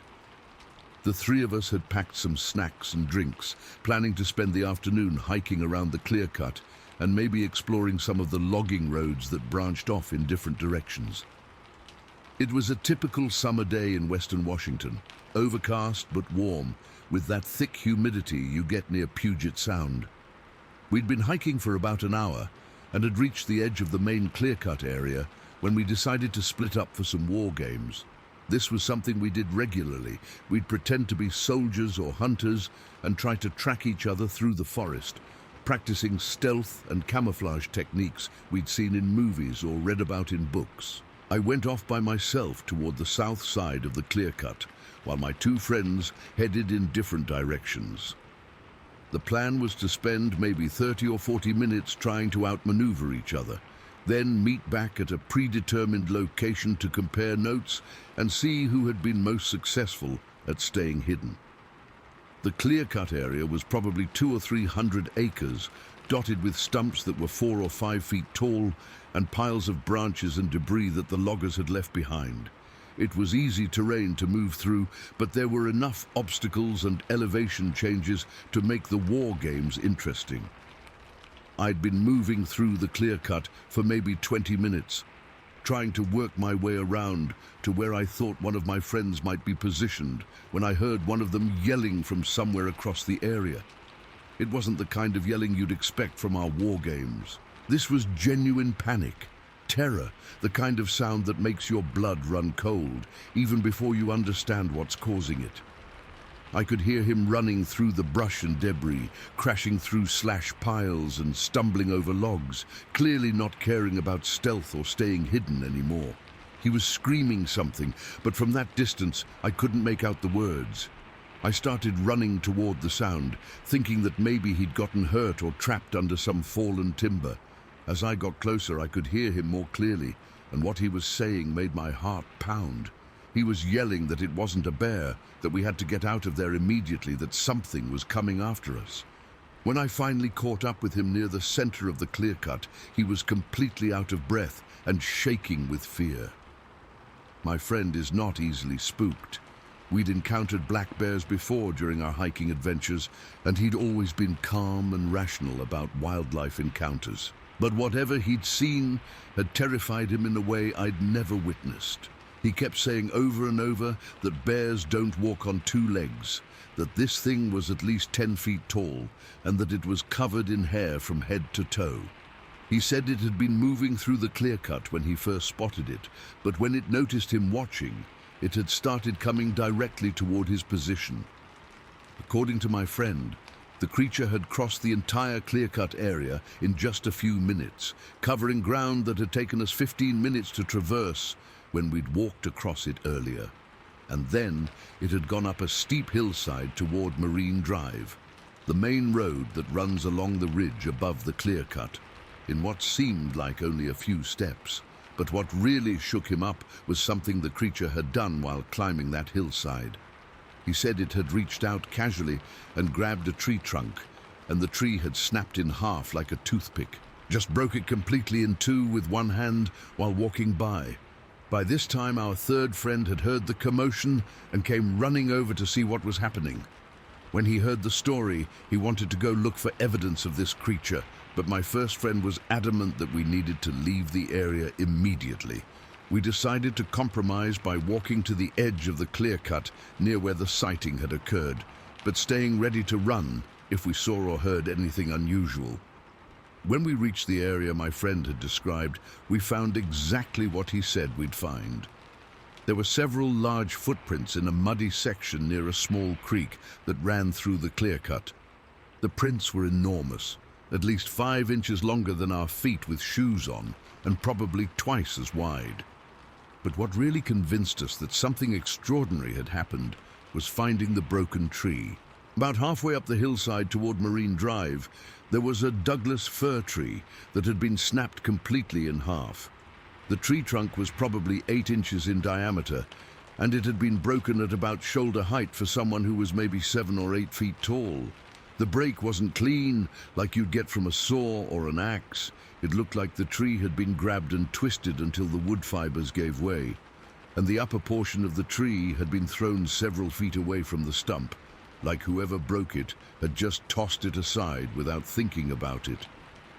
We found more large footprints along the route the creature had taken up the hillside.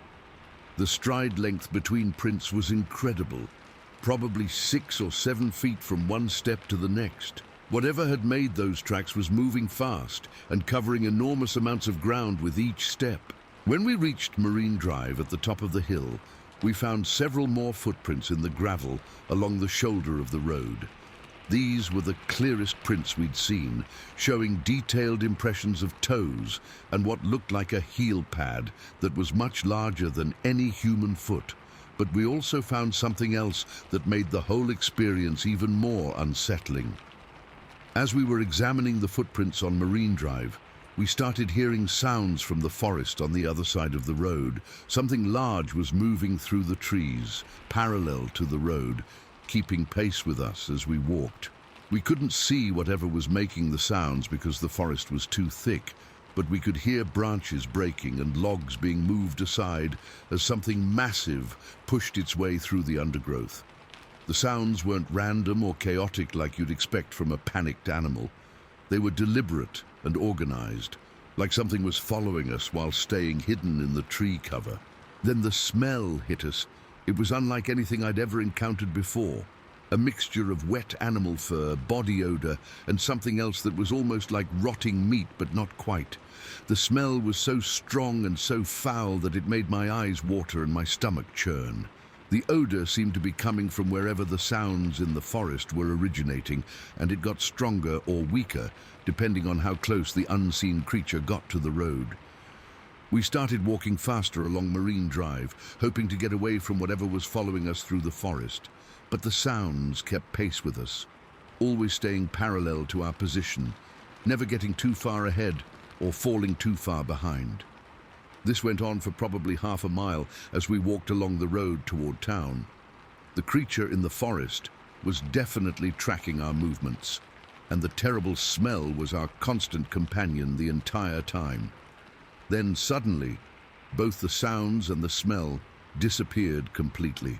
One moment we were being followed by something large and malodorous in the forest, and the next moment there was complete silence and normal forest air. We stopped and listened for several minutes, but whatever had been following us was gone. No more sounds of movement in the trees, no more awful smell, just the normal quiet of a western Washington forest on a summer afternoon. We practically ran the rest of the way back to town, all of us too shaken by the experience to talk much about what had happened. When we finally felt safe enough to discuss it, we realized that we'd all heard the same sounds and smelled the same terrible odor.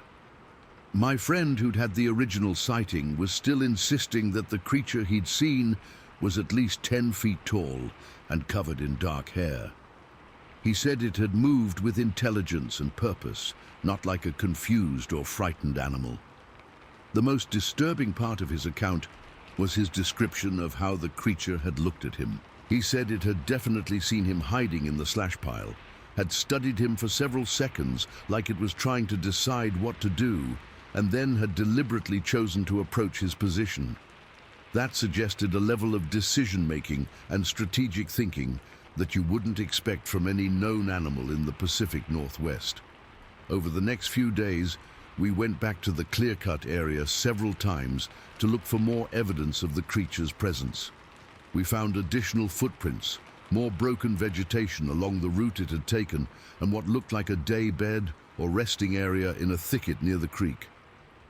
The day bed was basically a circular area where the grass and small plants had been flattened down, like something large had curled up there to sleep or rest. The area was probably 8 feet in diameter, much larger than any bed a bear or elk would make. We also found what looked like food caches, piles of roots, berries, and other plant materials that had been gathered and stored in hidden locations throughout the forest.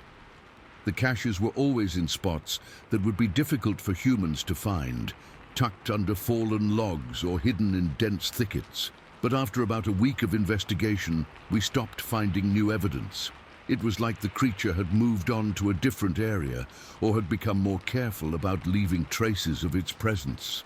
None of us ever saw the creature directly, except for my one friend, but the physical evidence we found convinced all of us that we'd encountered something that shouldn't exist according to mainstream science.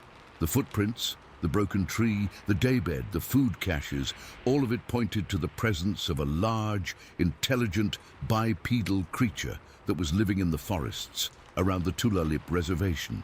Over the years, I've heard similar stories from other people who grew up on reservations in the Pacific Northwest. Many Native American communities have traditional knowledge about creatures that match the description of what my friend saw that day in 1972. The tribal elders I've talked to about it aren't surprised by accounts like ours. They've always known that there are things living in the deep forests that outsiders don't understand or acknowledge. But what still bothers me about our experience is the intelligence that the creature displayed. The way it tracked us along Marine Drive, staying hidden but keeping us under surveillance, suggested problem-solving abilities that went far beyond simple animal behavior, and the fact that it chose to approach my friend's hiding spot rather than avoiding human contact entirely makes me think these creatures are more curious about us than most people realize. Sometimes I wonder if that creature is still out there in the forests around Tulalip, watching human activities from a safe distance, trying to understand what we're doing in its territory. The reservation has changed a lot since 1972. More development, more roads, less pristine wilderness. But there are still thousands of acres of remote forest where something large and elusive could live without being detected by most people. I've never reported our encounter to any researchers or government agencies, partly because I know how crazy it sounds, and partly because I feel like these creatures deserve their privacy. But I know what we experienced that day, and I know that there are mysteries in the forests of the Pacific Northwest that science hasn't solved yet. Things that are intelligent enough to avoid detection most of the time, but occasionally reveal themselves to people who happen to be in the right place at the right time. The memory of that awful smell and the sound of something large crashing through the forest while following us still gives me chills. And I'll never forget the look of absolute terror on my friend's face when he came running out of that clear-cut, completely convinced that he'd seen something that changed his understanding of what's possible in this world. Story 14. I need to tell you about something that happened when I was just a kid, maybe 8 or 9 years old, back in 1976. I was staying at my aunt's house on the Lummy Indian reservation near Ferndale, Washington, and what I saw that night has haunted me for almost 50 years. My aunt lived in this small house, maybe half a mile from the main part of the reservation community. It wasn't completely isolated, but it was far enough from other houses that at night you felt like you were really out in the middle of nowhere. The house sat on maybe 2 acres of land, with thick forest on 3 sides, and a gravel road that connected to the main reservation roads. I used to love staying at my aunt's place because she'd let me stay up later than my parents would, and she always had interesting stories to tell about the old days on the reservation. She was a good cook too, and she'd make these amazing dinners that seemed to take all day to prepare. That particular night in late October, there was a massive storm hitting the area. The wind was howling through the trees around the house, strong enough that you could hear branches creaking and occasionally snapping. Every few minutes there'd be a crack of thunder that sounded like it was right overhead, followed by lightning that lit up the whole yard for a split second. The power had gone out around dinner time, which wasn't unusual during big storms in that area. My aunt had found some old kerosene lamps and candles, so we had enough light to see by, but the house felt different in the flickering shadows. Everything seemed bigger and more mysterious than it did with electric lights on. My aunt had made fried chicken for dinner, and I was sitting at the kitchen table eating a drumstick when the lightning started getting really intense. The flashes were coming every 30 seconds or so, bright enough to turn night into day for just a moment, then leaving you half blind until your eyes readjusted to the lamplight. The kitchen had a big picture window that looked out toward the front yard and the road. During the day, you could see pretty far through that window, but at night, especially with the storm, it was like looking into a black wall. The curtains were drawn, but they were thin enough that the lightning flashes would still light up the whole room. I was maybe halfway through my piece of chicken when one of those lightning flashes happened, and I saw something that made me drop the food right out of my mouth. There was a figure standing outside the front window. It was only visible for that split second while the lightning was flashing, but it was definitely there. And it was huge. Much taller than any person should be, with a shape that was wrong in ways I couldn't immediately understand. The figure was standing maybe 10 or 15 feet from the window, and even though the curtains were drawn, I could see its outline clearly during that brief moment of illumination. It had to be at least 7 or 8 feet tall, with incredibly broad shoulders and a head that seemed too large for its body. But what really terrified me was that it was covered in hair. Not wearing clothes, not carrying an umbrella or any kind of rain gear, just standing there in the middle of a violent thunderstorm with what looked like thick, shaggy hair all over its body. The lightning flash only lasted maybe half a second, but the image was burned into my mind immediately. This thing was much bigger than any human, covered in hair like an animal, but standing upright on 2 legs like a person. I sat there frozen at the kitchen table, the piece of chicken on the floor where I'd dropped it, trying to process what I'd seen. Part of me wanted to believe it had been a trick of the light, or maybe a tree branch that had looked like a figure for just that instant. But I knew what I'd seen. There had been something outside the window, something that shouldn't exist, something that was standing in the storm like the wind and rain didn't bother it at all.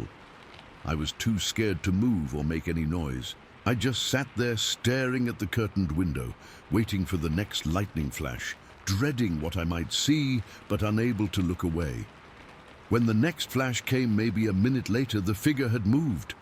It was closer to the window now, maybe only 6 or 8 feet away, and I could see more details that made my blood run cold.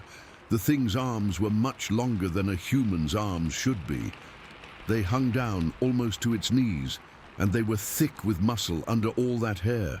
The hands looked enormous, even from the brief glimpse I got, but what really got to me was the way it was standing. This wasn't some confused animal that had wandered into the yard.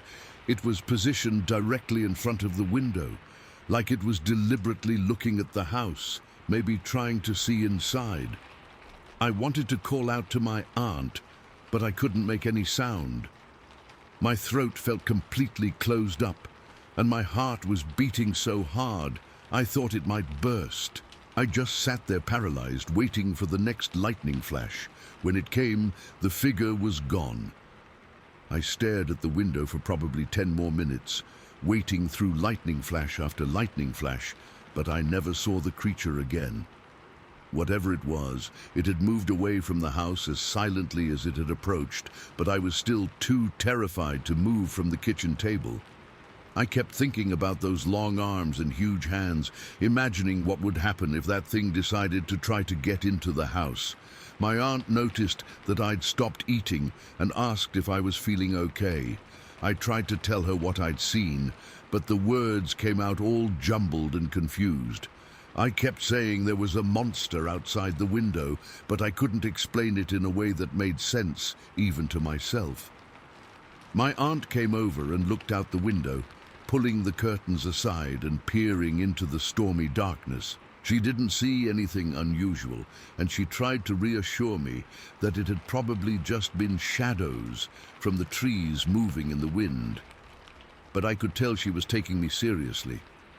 She didn't dismiss my story or tell me I was imagining things.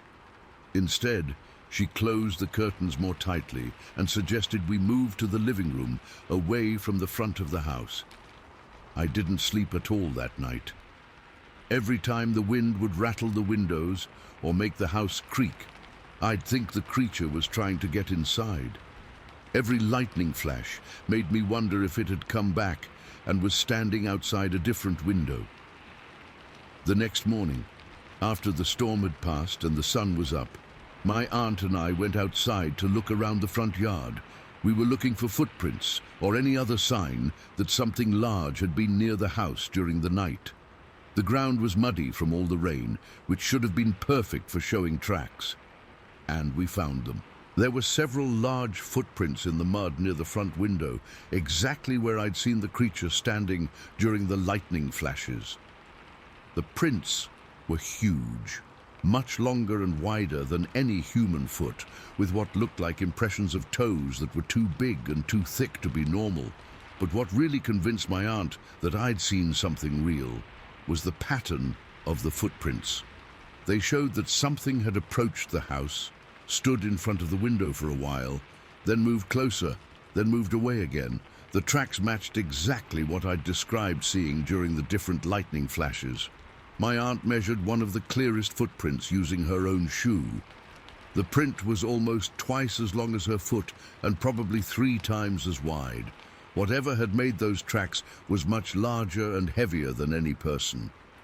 We also found other signs of the creature's presence. There were broken branches on some of the shrubs near the house, broken at a height that was too high for a normal person to reach. And there were what looked like handprints in the mud, where the creature had possibly steadied itself while looking through the window. My aunt took some pictures of the footprints with an old camera she had, but I don't know what happened to those photos.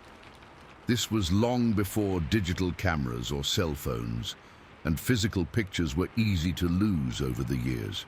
She also called some of the tribal elders to tell them about what I'd seen and what we'd found in the yard. The elders weren't surprised by the report. They said that sightings of large, hairy, human-like creatures were part of traditional knowledge in the area, and that the Lummy people had stories about these beings going back many generations. According to the elders, these creatures were generally not harmful to humans, but they were powerful and should be treated with respect. They said the creature had probably been curious about the house and the people inside, but hadn't meant any threat by approaching the window. The elders also said that stormy nights were times when these creatures were more likely to be active and more likely to approach human dwellings. They thought the thunder and lightning might provide cover for their movements, or maybe the atmospheric conditions made them more comfortable being out in the open. Over the next few days, while I was still staying at my aunt's house, we found more evidence that the creature might still be in the area. There were additional large footprints in muddy areas around the property, and my aunt said she'd heard heavy footsteps outside the house on a couple of nights, but we never had another direct sighting like what happened during the thunderstorm. Whatever the creature was, it seemed to have become more cautious about approaching the house after being spotted. When I went back home to my parents' house a few days later, I tried to tell them about what had happened, but they were skeptical about the whole story. They figured I'd been scared by the storm and had imagined seeing something that wasn't really there. My parents knew my aunt was a reliable person who wouldn't make up stories, so they didn't completely dismiss the account. But they obviously thought the whole thing was probably a misunderstanding or a case of mistaken identity. It wasn't until years later, when I started hearing similar stories from other people who'd grown up in the Pacific Northwest, that I realized how common these types of encounters actually were. Lots of people had seen large, hairy, upright walking creatures in remote areas, but most of them didn't talk about it because they knew how crazy it sounded. What still bothers me about that night in 1976 is how deliberately the creature had positioned itself outside the window. This wasn't some confused animal that had wandered into the yard by accident. It had approached the house with purpose, had stood where it could observe the interior, had moved closer when it wanted a better look. That suggested a level of intelligence and curiosity that you wouldn't expect from any known animal. The creature had been studying us just as intently as I'd been trying to study it during those brief lightning flashes. I've been back to visit that area of the Lummy reservation many times over the years, and I always find myself scanning the tree lines and looking for any sign of unusual activity. The reservation has changed a lot since the 70s. More development, more roads, more people living in areas that used to be completely wild.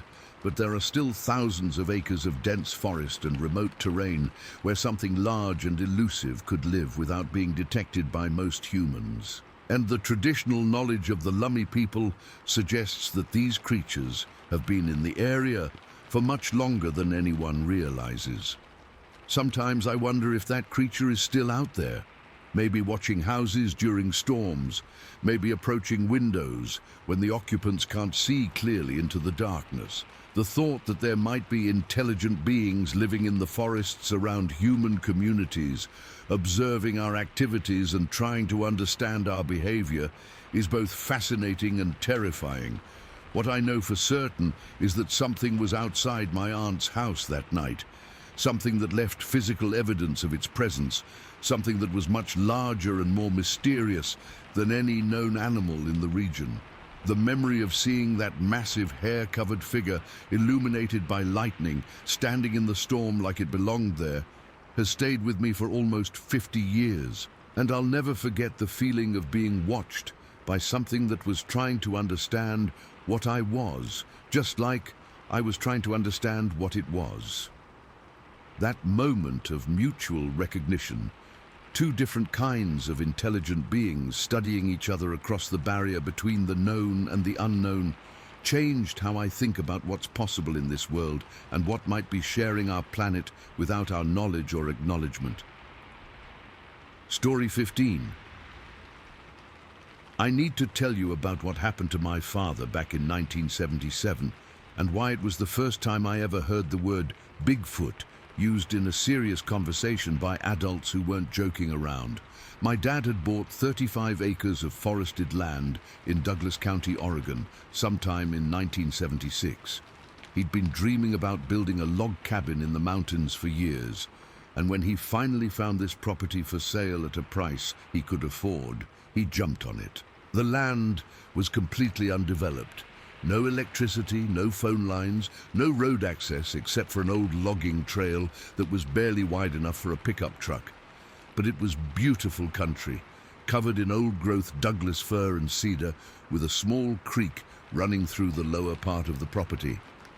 My dad's plan was to spend weekends and vacations clearing a building site and slowly constructing a cabin using timber from his own land. It was going to be a long-term project, maybe taking 5 or 10 years to complete, but he was excited about the challenge and the idea of having a retreat in the wilderness. He'd been working on the property for about a year when the incident I'm going to tell you about happened. By then, he'd cleared a small area for the cabin site and had started building the foundation. He'd also set up a basic camp with a travel trailer where he could stay overnight when he was working up there. The cabin site was maybe half a mile from the old logging road, connected by a trail that he'd cut through the forest. It was isolated country. The nearest neighbors were probably 3 or 4 miles away, and you could go days without seeing another person. My dad had always been comfortable in the wilderness. He'd been hunting and camping since he was a kid, and he knew how to handle himself around wildlife.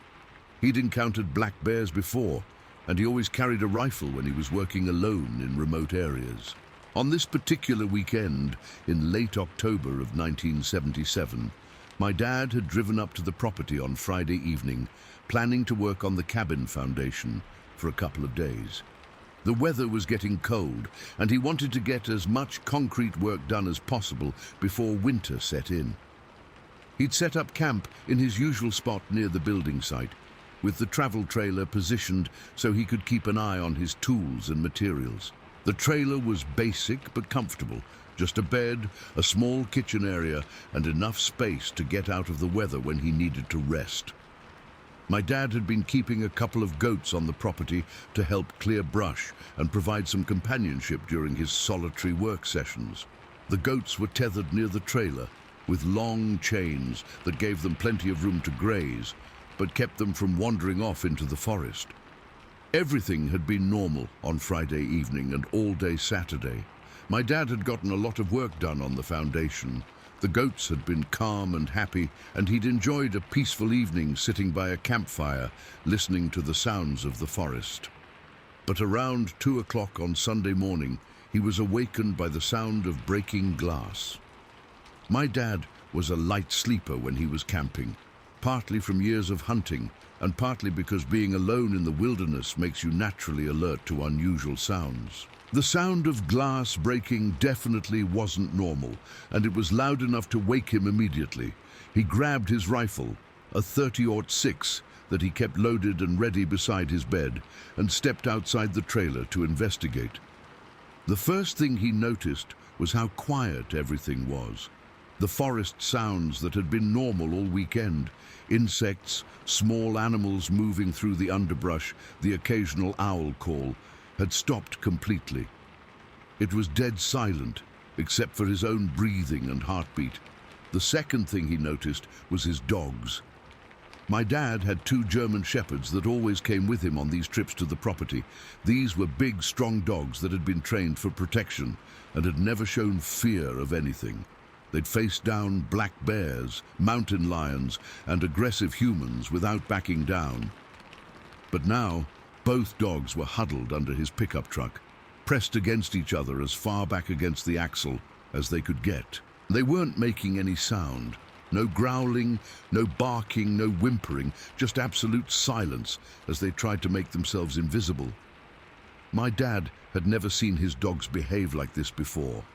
These animals would normally rush toward any potential threat, ready to defend their territory and their owner.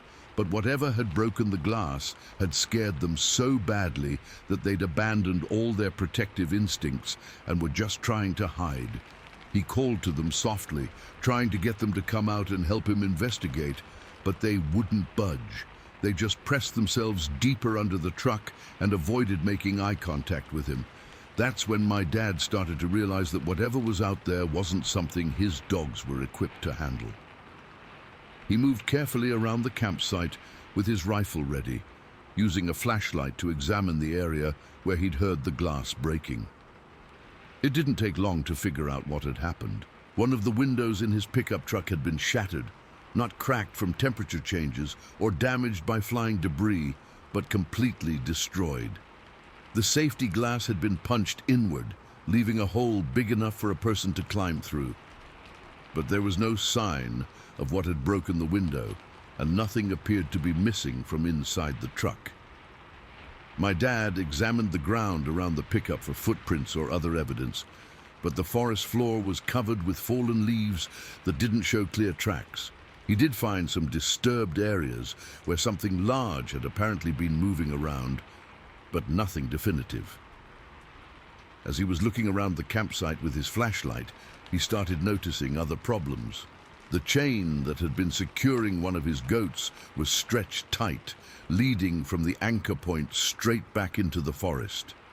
When my dad followed the chain with his flashlight beam, he found the goat at the end of it.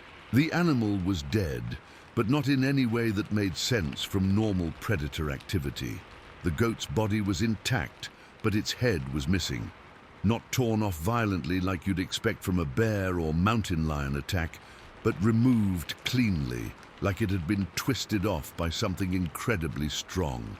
The missing head was nowhere to be found, despite my dad's thorough search of the surrounding area. When he followed the chain back to check on the second goat, he found something even more disturbing. That goat was also dead, but this time only the head remained. The entire body was gone, not dragged away, not partially consumed, just completely missing. The head had been left at the end of the chain, sitting upright like it had been carefully positioned there. My dad spent the rest of the night sitting in his trailer with his rifle across his knees, listening for any sound that might indicate the return of whatever had killed his goats. But the forest remained completely silent until dawn. When the sun came up, he ventured outside to do a more thorough investigation of what had happened. In daylight, he could see details that hadn't been visible with just a flashlight. The area around the campsite showed clear signs that something very large had been moving through it during the night. Bushes were broken, small trees were bent over, and there were disturbed areas in the soil that suggested the passage of something much heavier than any known wildlife in the region. My dad also found something that convinced him this hadn't been the work of any normal predator. Maybe 50 feet from where the goats had been tethered, he discovered a large pile of feces.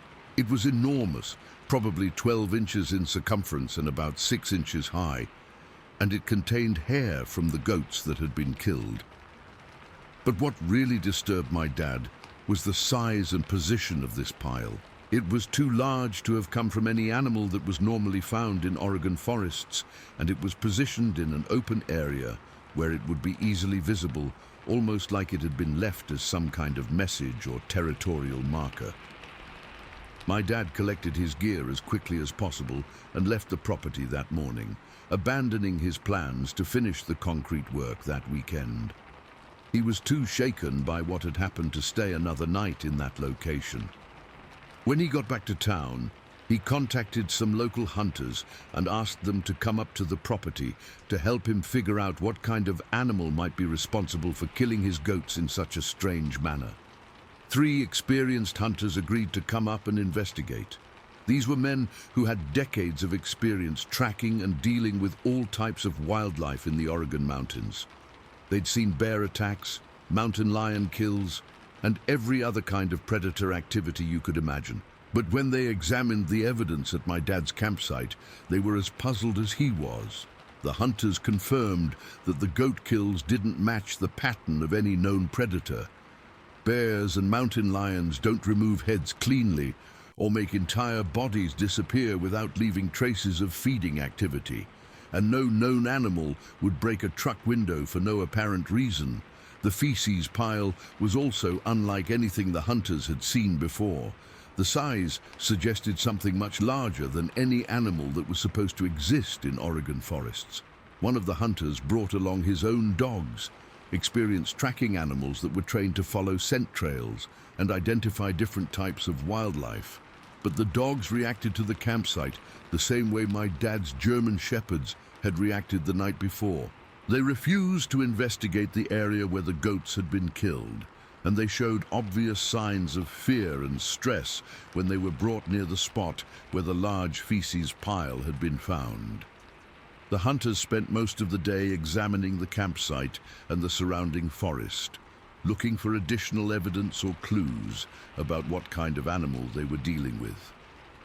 They found more signs of large-scale disturbance in the vegetation, but no clear tracks or other definitive evidence. That evening, sitting around a campfire, the hunters started talking about possibilities that they normally wouldn't discuss in mixed company. One of them mentioned that there had been other strange incidents in Douglas County over the past few years.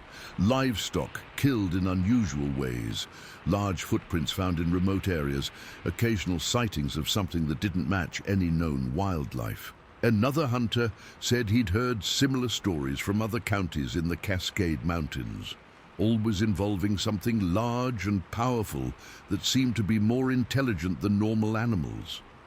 That was the first time my dad heard the word Bigfoot used seriously in a conversation about real events rather than jokes or folklore. The hunters explained that there was a long history of sightings and encounters with large, human-like creatures throughout the Pacific Northwest. Most people didn't talk about it openly because of the ridicule factor, but among hunters and others who spent time in remote wilderness areas, these stories were fairly common. They said that the evidence at my dad's campsite was consistent with other incidents that had been attributed to these unknown creatures. The unusual nature of the predation, the fear reaction from the dogs, the large feces pile, the signs of intelligence in the animal's behavior, all of it matched patterns that had been reported elsewhere. The hunters advised my dad to consider abandoning the property or at least avoiding overnight camping there until whatever was responsible for the incident moved on to a different territory. My dad took their advice.